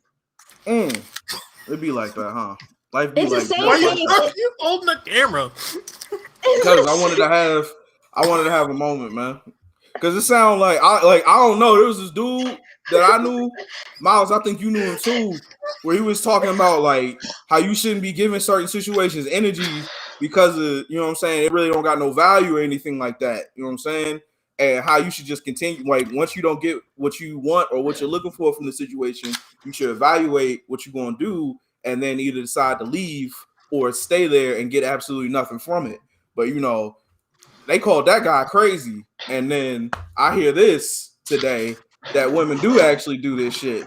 And it's like, wow, that guy is almost like a prophet or some shit. Like, that's crazy. Yeah, you just have different types. They just become different fans. And like the one that I had dealt with, he still tries to like insert himself in my life. And I was like, you have no value in my life, sir. Like, stop commenting on my stuff. Still doesn't unfollow me, but still watches my stuff. And it's like, you keep doing that then. But you also feel some type of way when he messages you. And you could not feel this way if you blocked him. That's my point. No, I just want someone to keep watching my stuff. Why would you not block yourself? Why would you not? I don't feel automatically remove yourself from this woman's life. Pause. I personally, and I feel like every girl's just gonna resonate with this. After you get past the whole like, he's hurt me, why the heck is he texting me? You get to this like, oh, you're texting me now? Let me go screenshot this and send it to my girls and be like, guys, look who the fool is. Look who it is. Like, it's not really like, we're not trying to, it's not really, it's just, and at some point, after you get past the whole, like, I'm gonna show my girlfriends, then you see it and you're just like, and you just delete it. You don't care. And that's where I'm at, like, with the majority of people that are like that. They just delete it. I don't even bother looking. I'll say this, Queen, I agree with you 100% that if once a situation, like, you should get whatever you want to get out of a situation, and if it's not serving you, you should end it, or you should find a different way for it to serve you. 100% for that. On the opposite side, as a man, I feel like, again, once whatever I do, once I shoot a shot or we have a relationship and it doesn't go the way we wanted to go, I now have a conversation with myself to be like, hey, do I want to stay in this bullshit and I now have to navigate this world, or do I automatically throw this woman in the garbage and continue to walk forward with my life? And see, the thing is that I get garbage every time. See, the thing is, though, now I'm gonna, put it on you guys. I'm pretty sure you have, you're talking as if, and it's just coming off to me as though y'all ended the relationship on like a mutual, like we don't, like a mutual type of thing. Like, I just don't feel you anymore type of stuff. I'm talking about if you found out the girl you really, really liked really screwed you over by like talking to one of your boys, or you found out that was like having sex with another person, and then you cut them off and everything, but then one day you look on your story and they went out of their way, they put in the energy to see what you're up to. Somewhere inside of you, you're going to be like, interesting. So I hear your point, right? You're talking about men who played you, and I get that. That makes sense. Or men where it's like, you know what I'm saying? They wronged you in some type of way, and they're still trying to get back at you. And I want to be very clear about this. That's true. I'm with that. You should throw them in the garbage, or at least find a way that they can find a way to serve you or make you, or they should find whatever relationship you have with that person should going forward should serve you and be on your terms because they fucked you over. However, let's just say it was you guys dated for X amount of years, y'all loved each other, and when you ended things, it just didn't work out, and you ended things, and like there was music playing, there was Adele playing in the background, and doves flying and fireworks and shit, and y'all did the fucking face look and the long blinks, and then you just walked your separate ways. I'm still I'm throwing you in the trash. Oh no! And then with that situation, yes, I'm someone where I'm very emotional. Like, I emotionally attach, and I feel a lot for someone I really, really like. And if it just didn't go well, I cannot fathom still following that person or them following me, because it's going to hurt me. And it takes a while for me to get there, because I'm still going to have them like there, because you still, it's a sense of like absence, and it's a sense of like feeling abandoned. But then after that, you just end up unfollowing them for your own mental health. And that's just that. Now, you might just end up still like seeing them look through your stuff. But again, I feel like with that situation, it's almost as if it ended mutually or like on a better note. I'm all for everybody being treated like we got into a fist brawl and we never have to talk again. Like, that's the same energy I keep. There's no reason for me to keep talking to anybody that I had that type of relationship with, whether we ended on good or bad terms, because it's never going to go back to being what it was. And the person that you are, the person that you were is not the person that you are right now. So this is a waste of my time. That's just me personally, how I feel about it. That's why I'm all for throwing shit in the trash. The other situation that was not described is when someone tries to talk to you. Oh, I'm going to say this to Queen. Someone tries to talk to you, Queen, or something like that, and no one was done dirty, but it's just either you weren't interested in them or you tried talking to him and he wasn't interested in you. Do you keep them on your social media? No. No. Throwing them in the trash.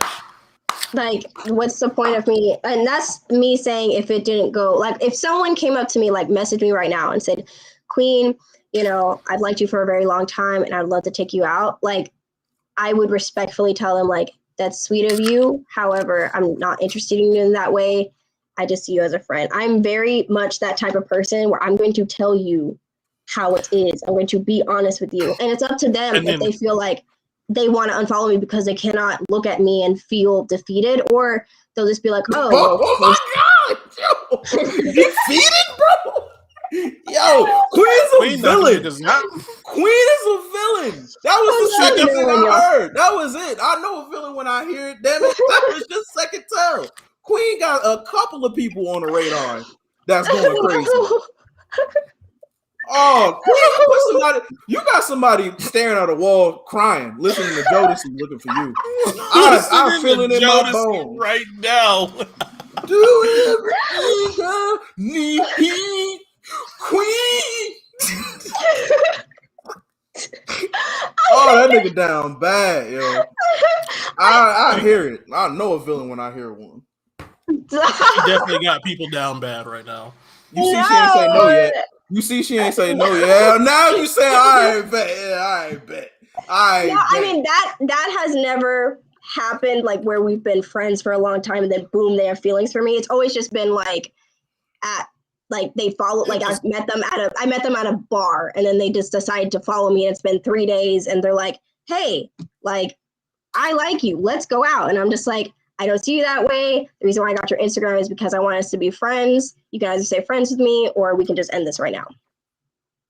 But just know that that you will not get out of the friend zone. I strictly only see you as a friend. I'm just that blunt. Listen, never change that, yo. Never fucking change that. Continuously be that way. But when I like someone, that's a different story. That's a little story. I'm very shy when I like somebody, and shit out of here. I don't want to hear that. I didn't. That's true. Hear that shy shit? No, women is never shy. Women is never shy. Y'all know what y'all want. Y'all just be playing games. Yeah, but we don't. Sometimes it's hard. Okay. No, it's not. What happened to all that blunt? What happened to bluntness? What happened to all that in your faceness? You was DMX in the 90s when you didn't like that nigga. Now you got a nigga you like. You just want to be like, No, I mean, I'll wait it out before I just am just like, look, listen, I like you. Have a cupcake and let's go on a date. And I want you. I want you. We can do this the easy way or the hard way. So, do y'all believe in love at first sight? Yes, I do. I believe. Because I'm a hopeless romantic, maybe. I believe in lust. There's no way I can know I love you. There's no way I can love you. Like, I love how you look. I love the thought of being with you physically. But there's no way I can know that I want to spend my Saturday nights being in the house doing nothing with you just by looking at you.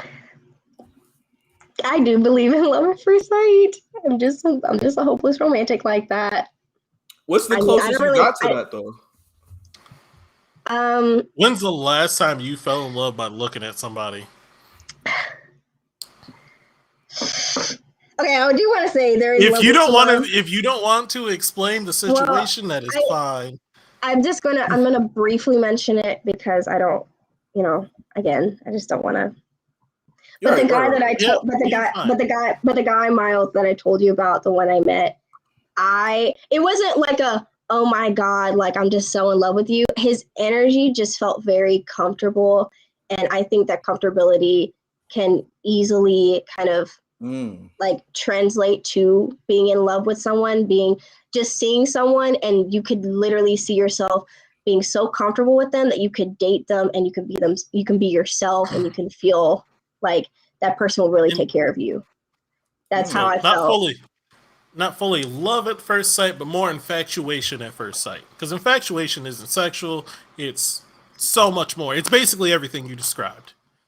You become enthralled in this person's energy. But it's not. I feel like infatuation is like a very rushed, like you just want, like it's almost like you feel like anxious and you just want it to happen. I feel like when I was looking at him, I don't know how to explain it. It's such a weird feeling, but I just felt as though like, wow, like I could really see something really grow here because I already feel like something is growing that is very unfamiliar, especially to me because I've gone through a lot in my past relationships. So to see an energy that I was very unfamiliar with, but something that I know I've been looking for a very long time, like, and now I can actually recognize what that feeling feels like just by meeting that person. Do I know if it's going to go completely how I want it? I don't know, but that's something I'm willing to, venture down and get to know the person, which is what I'm trying to do right now, but it's a slow process.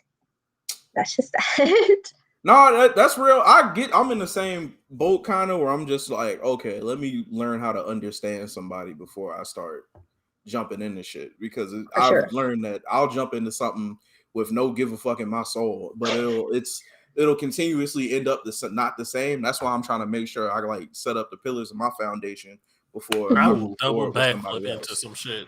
Oh, bro. All right, bro. I used to be that way, man. I was right with you, G. I'll tell a woman, let's get married tonight and be dead serious. Like we'll get it done. I don't give a fuck. But I can't be doing stuff like that no more. I got things that I want to do in my life now. I think we would all love to just after a week be like, so you trying to get married? And I know people that were literally like that and are together even now, and it's very interesting to see and to witness. But I think everyone has their own like relationship with that type of feeling and what they feel. I don't think it's like one universal feeling. I think it's just based off of whatever you feel like you've been looking for and you can't put into words, you finally feel just by seeing someone. Facts. Wait, real quick. I want to. Oh, go ahead, Miles. Go ahead. I was gonna say I've definitely had moments where I fell in love at first sight with people, and it was infatuation. It was whatever you want to call it. I saw them, and I was just like, I could see myself talking to them for the rest of my life. Did I? No. Ew, fuck out of here. No. But I did. But the feeling was there. It happens where I just like see somebody. I'm just like, you. I don't care about anyone else in this room, but you. In this galaxy, but you right now, ma'am. Yeah, but you. And it actually plays into something that I heard before. I don't know how. I haven't sat down and thought about my feelings about it, but it is something that was said that I can understand. It was that men fall in love deeper and faster than women, and that is because men choose who they fall in love with. Like they literally see them out and choose, or no, not how'd it go? I think it was women choose who they fall in love with, men just fall in love, or some dumb shit like that. It's because men see and be like, oh shit, she's the one, while women get approached and be like, he might be. And then, like, say, yeah, I'll accept that. Jarrell, you have a dumb look on your face. I just want that, like, I don't know. Again, I said I'd never seen it. I don't know my feelings on it. I don't think I've talked to any of my homies who did some shit like that. That's what I'm trying to be like. I've never done that, so this is news to me. Someone said, what was the most recent time? Like, the most recent time that we have potentially felt that way? Where I was just like, I don't care about anyone else in this room but you. That was a couple. What was it? 2 months ago? 3 months ago. I don't want to talk about it because it's my most recent crush at the moment, and that's just that. It sounds like none of us are gonna talk about it. I'm gonna talk about. I ain't gonna say no names, but I could definitely. Say I'm not gonna. I don't want to go in depth. Actually, I ain't gonna stunt. One of them happened like last week. Sometime I was having a conversation with somebody, and she said something that touched my spirit so deep. I was just like, oh, well. You're like, ooh, right, yeah. But I remember. Mine was somebody's family. I remember we went out somewhere. And I ended up buying her a drink, and the way that she looked at me, I was just like, I'll burn this block down if you need me to right now. I don't give a fuck. I'll fight everybody in this bitch on your say so if you need me to. I don't give a damn. See, that's why I have to protect my energy, because I'm like that all the time. Like, that's just how I am with family, friends, and with potential people. Like, I'm just like, so what do you need me to do? I heard that your mom was like sick. Do you want me to make soup for her? Do you want me to get, like, make sure that you're good? Like, I'm just that type of person, which is why I've had to just like, I'm either in it or I'm not. Like, that's how I am. There's really no in between. I want to know what dumb stuff you've done because of feeling like that. That's what I want to know. I want to know some of the dumb things, because I've done some dumb things for like that feeling. Again, I had that feeling at a strip club, dog. Like, it's not good to have that at a strip club. Especially when you got dollars in your hands and you're like, I don't care about anyone else in here but you. And she doesn't care about me, but she cares about the dollars in my hands. And then I come out and I'm $250 short, no number in my pocket, and just going home alone, all fucking horned up. It's crazy. I have crazy. If I can think about something crazy that I've done, with my first boyfriend, I think we were only talking for a week, and he was in the middle of his college class, and he had to go away because he was in the military, so he had to go for like some type of training or whatever, and I did the whole class on top of doing the classes that I was doing. like a whole semester and studied, did the exams, like on top of it. And I was, like I said, I went to a high school where we were doing college classes and high school classes. I was taking 7 college classes at the time on top of his, so it was 8. And that was very much. Yeah, that was like way too much. That was one that's like one little example. But I'm a type where I've made soup for people. I have like bought like really extravagant gifts for their like birthday or like congratulating them. I mean, love at first sight type shit. Like you saw somebody that you were just like, I love this person, and then you did something stupid for them. Yeah, those things. Oh, you did his class that day? You met that nigga? You got him that day? Homework, you off that little homie. Don't even worry about that, bro. You ain't picking up no pens in my presence. I promise you that. Day 1, yo, that's wild. I was a fool, okay? Freaking fool, but that's just how I am. Like, I'm just like, oh, you need help? You're like, okay. Hopeless romantics. Listen, I was about to say, Queen, don't ever change that. Keep that same amount of love. Just be very careful who you give it to. That's all. Yeah, that's where I'm at right now, where I'm just like, oh man, I'm just like, leave me alone, because I have all this love and you can't handle it. So I'm just gonna keep it to myself until one of you just prove yourself to me. We can definitely double back on the proving yourself thing, because that's definitely a conversation I want to have. I want to have that conversation so much. As far as the love at first sight thing, I don't know. I've told multiple women that I just straight up love them, and I know who he is. Josh, I knew who it was. What up? What up? I don't know. That's one of my homies. What was about to say, I've openly told multiple women that I'll marry them, like straight up. Like we can get this done tonight. Like, why we need the bullshit? We got our whole lives to learn each other like this. We can get this shit cracking today. The fuck? Like, I'm all right. Well, I was like 23 the first time I did it. If you say that to a hopeless romantic, like we already have like the venue, the place, the dress, the everything. Okay, I'm ready. I already know. Listen, I already know. I'm friends with a bunch of women who got their weddings and everything like picked out. The last part is just finding somebody that they fuck with enough to play that game. But I'm that person. Again, I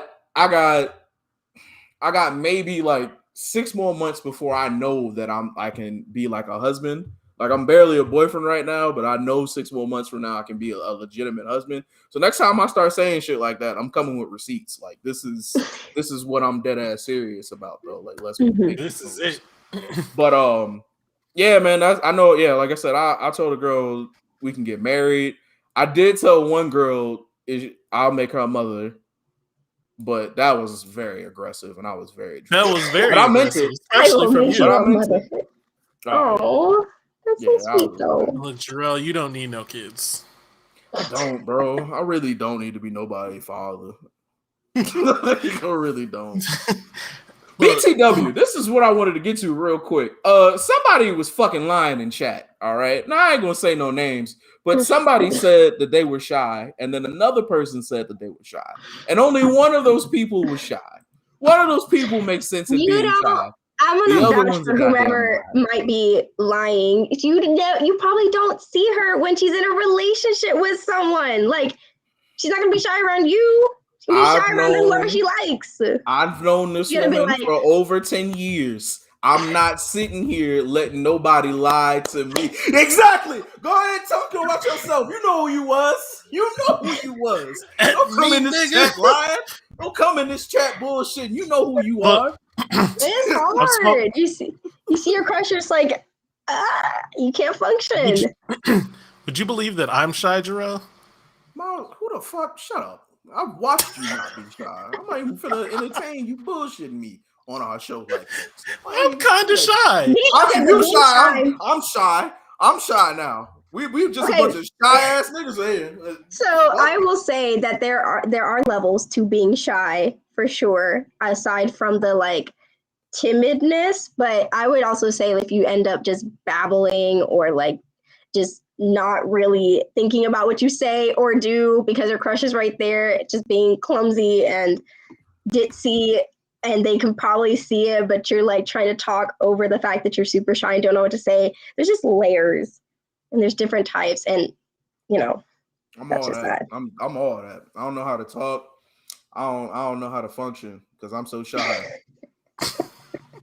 Like with me, I would be for me, like with the guy that I currently have a crush on, I'm afraid to call him.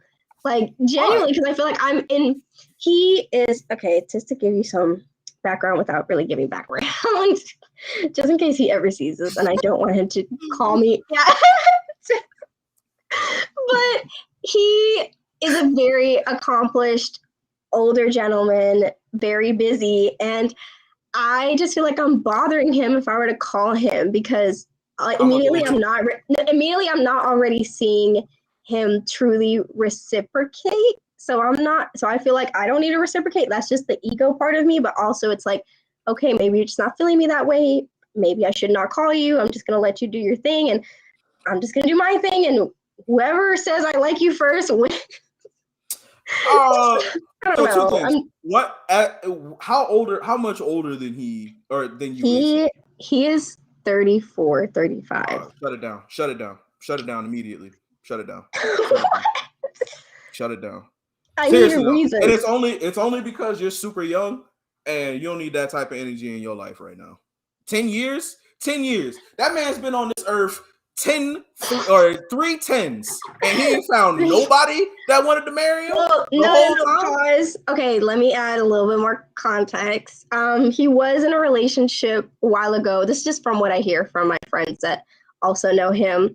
But he was in a very, very long relationship with his high school sweetheart, and then she ended up cheating on him, had an affair for like 3 years or something like that. And then he's just always been in long-term relationships. And when I met him, he had just broken up with someone back in 2019. So, and someone he was with for like 3 years, I believe. So from what and when I talked to him on the phone, he had mentioned, because I brought up something and he was saying something like he can feel chemistry with us, but he doesn't feel like he's in the position to like get in another relationship type of thing. That's kind of how he worded it. So you know what that means? He got some hoeing to do. He hit the jackpot. It didn't work out for him. Now he got some time to make up. He got some doonies to lay down. Nah, I wouldn't. Listen, I hope it work out for you. I do. You have my full support. However, when the age difference is like that aggressive, and especially what you just told me, he got. The thing is, I'm used to that kind of age gap because most of the guys I've ever gone after were like 27 and like up to like 31. So why? That's what do you mean? Why? It just ended up being that way. It's because it happens, Jarrell. It just happens. What are you trying to talk somebody out that Social Security check, bro? First off, I want to just mention how StarNet is up here driving with a live cougar in the car. And then also, it's always like that, bro. Younger women go for older dudes, and it's just a trickle-down effect. Yeah, but Queen literally just said she swore men off, and then also was like, "But I've been dating." This is my point. I'm not dating him. No, I know you're not dating him. But before you were saying I've dated men that were older than me, correct?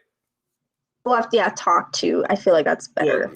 All right, it didn't last that long. They didn't really go date me, but it was more. But it was the whole like.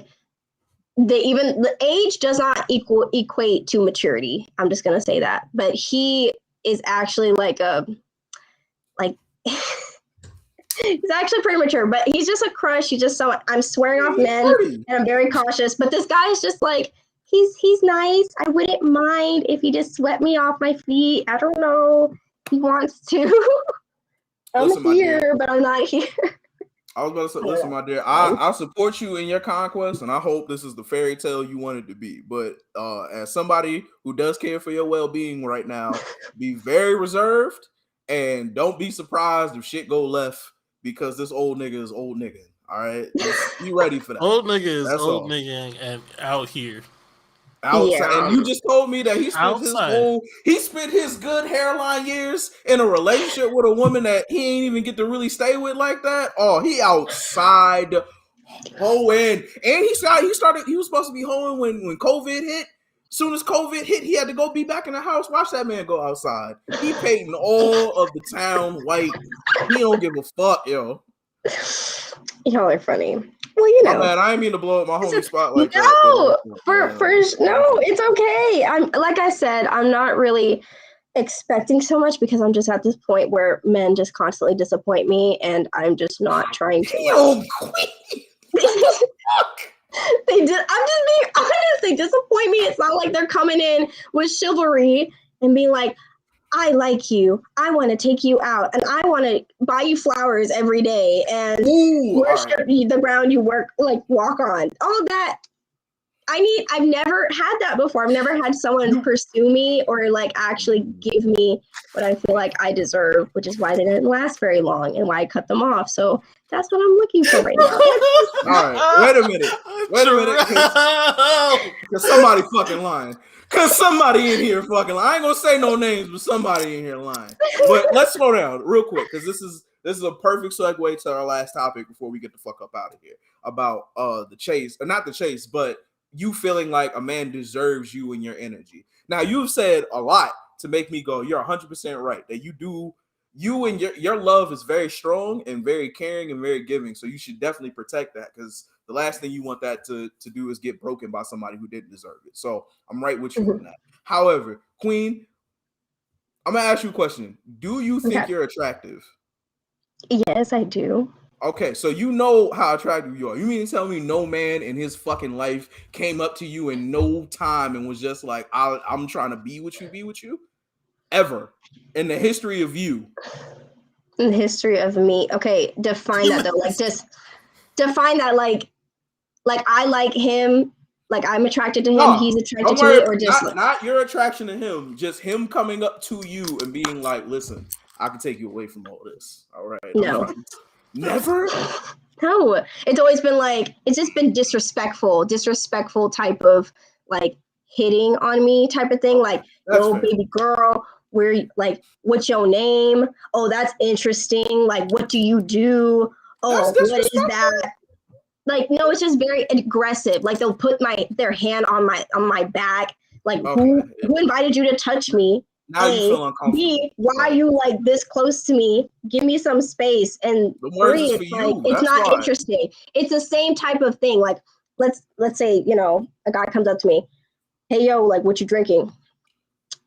I'm drinking my Moscow Mule. I'm minding my business. Okay, what's your name? My name is Queen. Oh, that's interesting. Like, that's so unique, exotic. So, like, what are you? And I'm like, slow up. But you see what I'm saying? He came with the broom to sweep you, and you was like, no, that's you're not still aggressive on sweeps. You know what I'm saying? Your broom is aggressive. No, that's aggressive. Like, why are you like?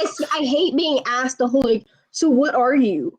And I'm just like, how is he supposed to come up to you? Respect. What you want him to do? You want him to read you poetry? Hey, Queen, I love how the sun glistens off your honey-touched skin. Ooh wee! I want to make songs of love with you that sing through the halls of heaven. Have you seen the movie Hitch? Fucking Jarrell is a poet. Bro, I'm dope with it. Have you seen the movie Hitch? Yes. Okay, you know how Will Smith goes up to the girl like while she's sitting and the guy's like aggressively trying to buy her, like give her the wrong drink that she's not even drinking. The way he kind of conversates with her and like is not like rude or disrespectful, because the guy was still trying to like push and try to get her number. That's how guys are to me. Right. They're just like, oh, so let me take you. No, I don't. That's fair.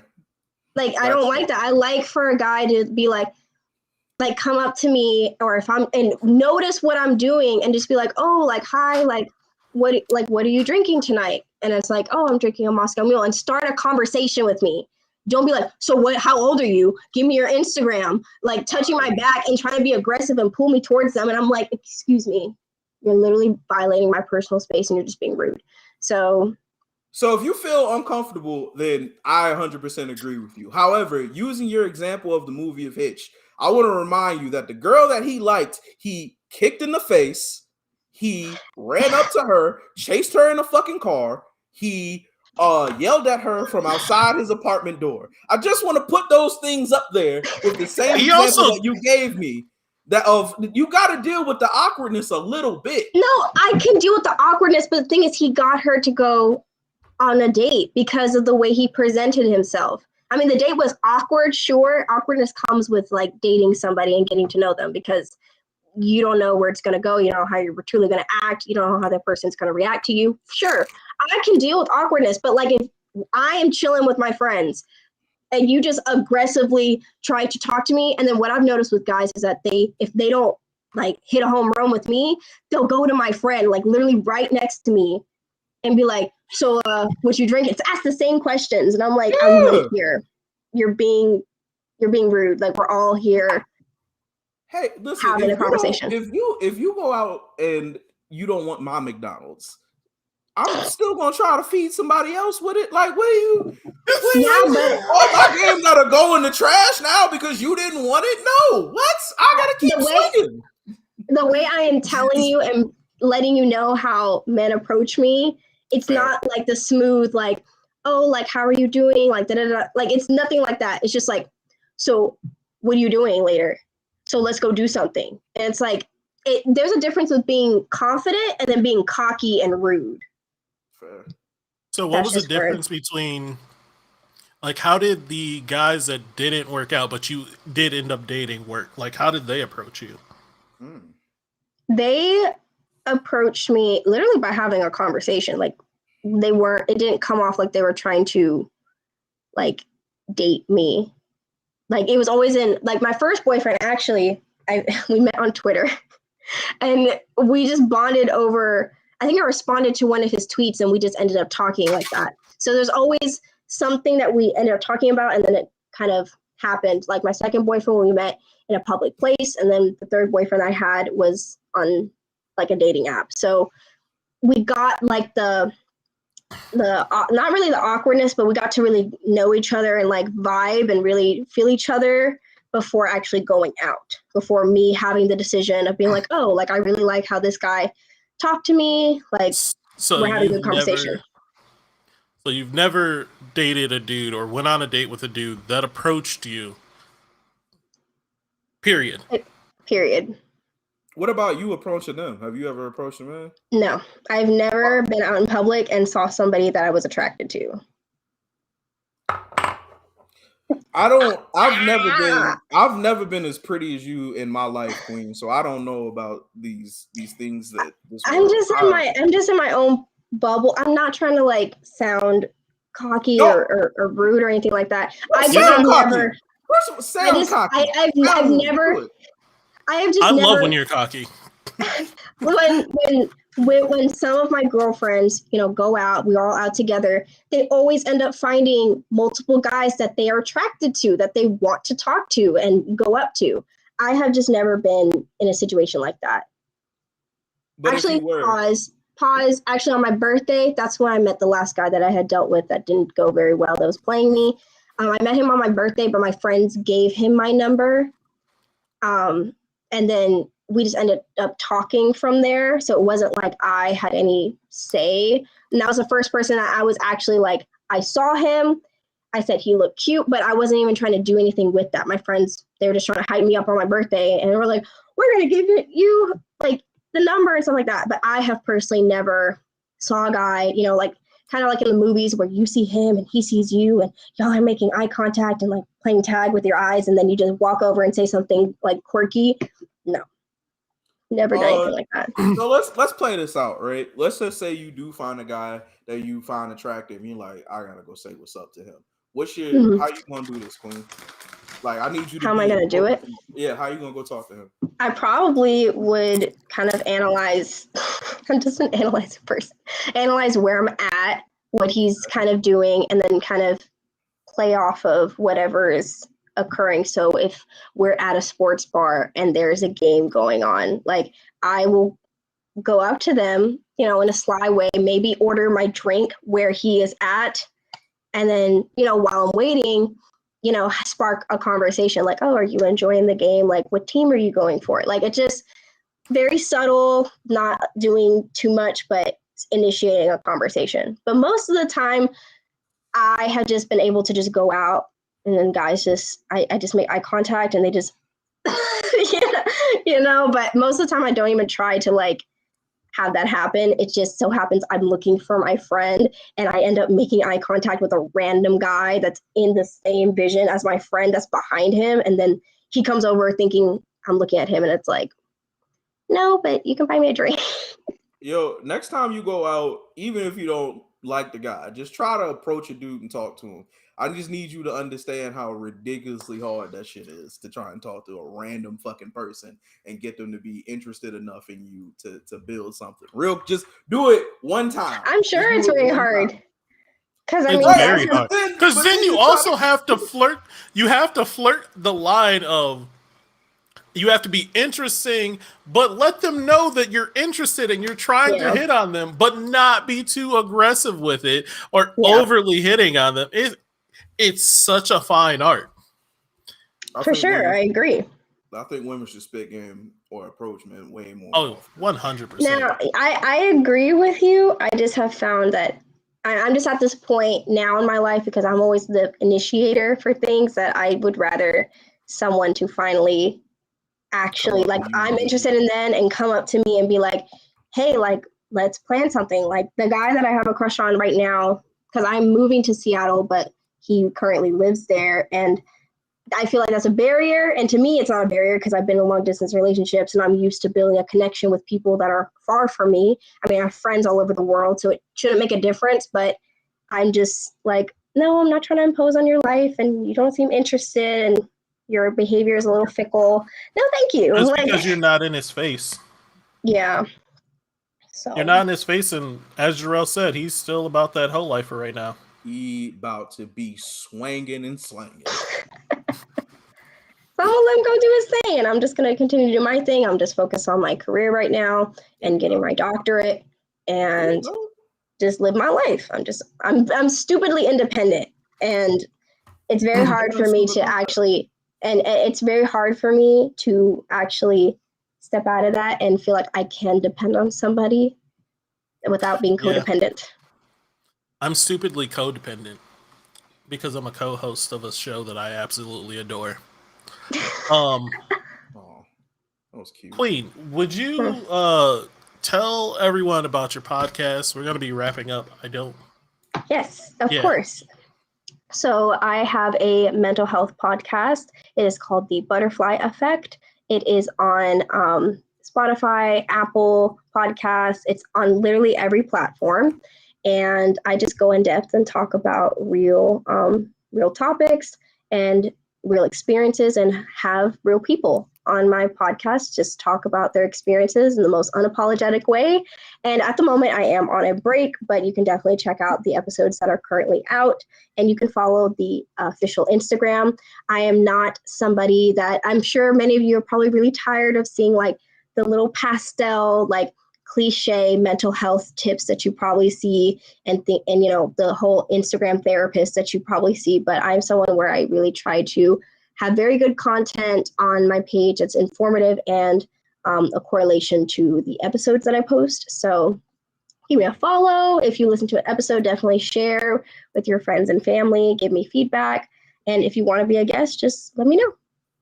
Most stuff. If anytime you want to have us on, I would love to go on your show. Yes, I really do want to for this new little season that I have. I already have y'all on the list, so don't worry, it'll get there. I do not think there is a chat on her podcast too. This is a thing that I don't think many podcasts do. Many podcasts record and then post up episodes. Live format is kind of weird. Yeah, for sure. And I would love to do something like this for sure, but I just really want to build the platform to what I've had it be so far and then kind of segue into something like this where I can post it on YouTube and stuff and people can see me and all that jazz. So we'll see. Yes. For sure. Darrell, would you like to do the closing while I look up? We had it right in there. I was literally right here. I'm looking up Queen's podcast so I can post the link in chat. I got you. Yes. Chris, it is called The Butterfly Effect. It is on Spotify and Apple Music. Apple Podcasts. Apple Podcasts. Mm-hmm. So I found it on Yes. Spotify. I followed it on Spotify. It's very easy to find on Spotify. It has a very nice purple butterfly logo. Very, very nice. Yes. Purple is the color for not only is it the color for mental health awareness, but also domestic violence awareness. And purple is a very calming color, and I just chose that. And of course, the butterfly, you can listen to the first episode to understand what the butterfly effect means and how you can approach your healing journey. And just let me know how you like it. Amen. And I just realized I am wearing purple today. So I funny. found the Butterfly Effect podcast that explains everything, and it's described exactly as you're saying it, but it's with Luann Hauser? It's like two more down. Okay. Yeah, there's a lot of people. It's a purple. Yeah, if you put the Butterfly Effect, a mental health podcast, it shows up. Okay. But it looks like this. Okay, I found it. Yes. Like that. Is it up? Yeah. Yep. Perfect. Yep, that's the one like that. Well, Queen, thank you so very much for coming in, having these conversations. Genuinely had a wonderful time with you. And thank you for coming back. We love when you come through. To everybody in here, make sure you guys go ahead. Make sure you check out Queen's podcast. Give her a shout. Give her a follow. Just go in and say what's up. To everybody who came in the chat today. Freshman, Chris, Dodge, other Chris. Who else was in here? Other Chris. Who else was up in here today? Keisha, Josh. Who else was all up in here? Liz was here for a moment. Liz. Everybody who I missed. Thank you, everybody. Juice. Everybody who pulled up. Thank you guys so much for pulling up. You know we do this because we love you guys. We love your feedback. We love when you guys come in. You guys are always on point. We will be back next week. We have 2 guests next week as of right now, so hopefully that sticks, and we can't wait to have another show with you. Miles, you got any announcements?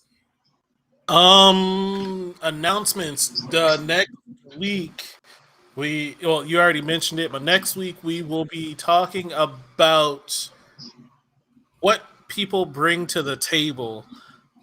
That's going to be a spicy episode. We have both Juice and Savannah for that one. These two go back and forth on Facebook, period. So putting them in a chat together is going to be funny and wild, and we probably won't be getting words in, and it'll be great. I'm gonna mute my mic, bro. I'm just letting. I'm gonna just sit back and let them go.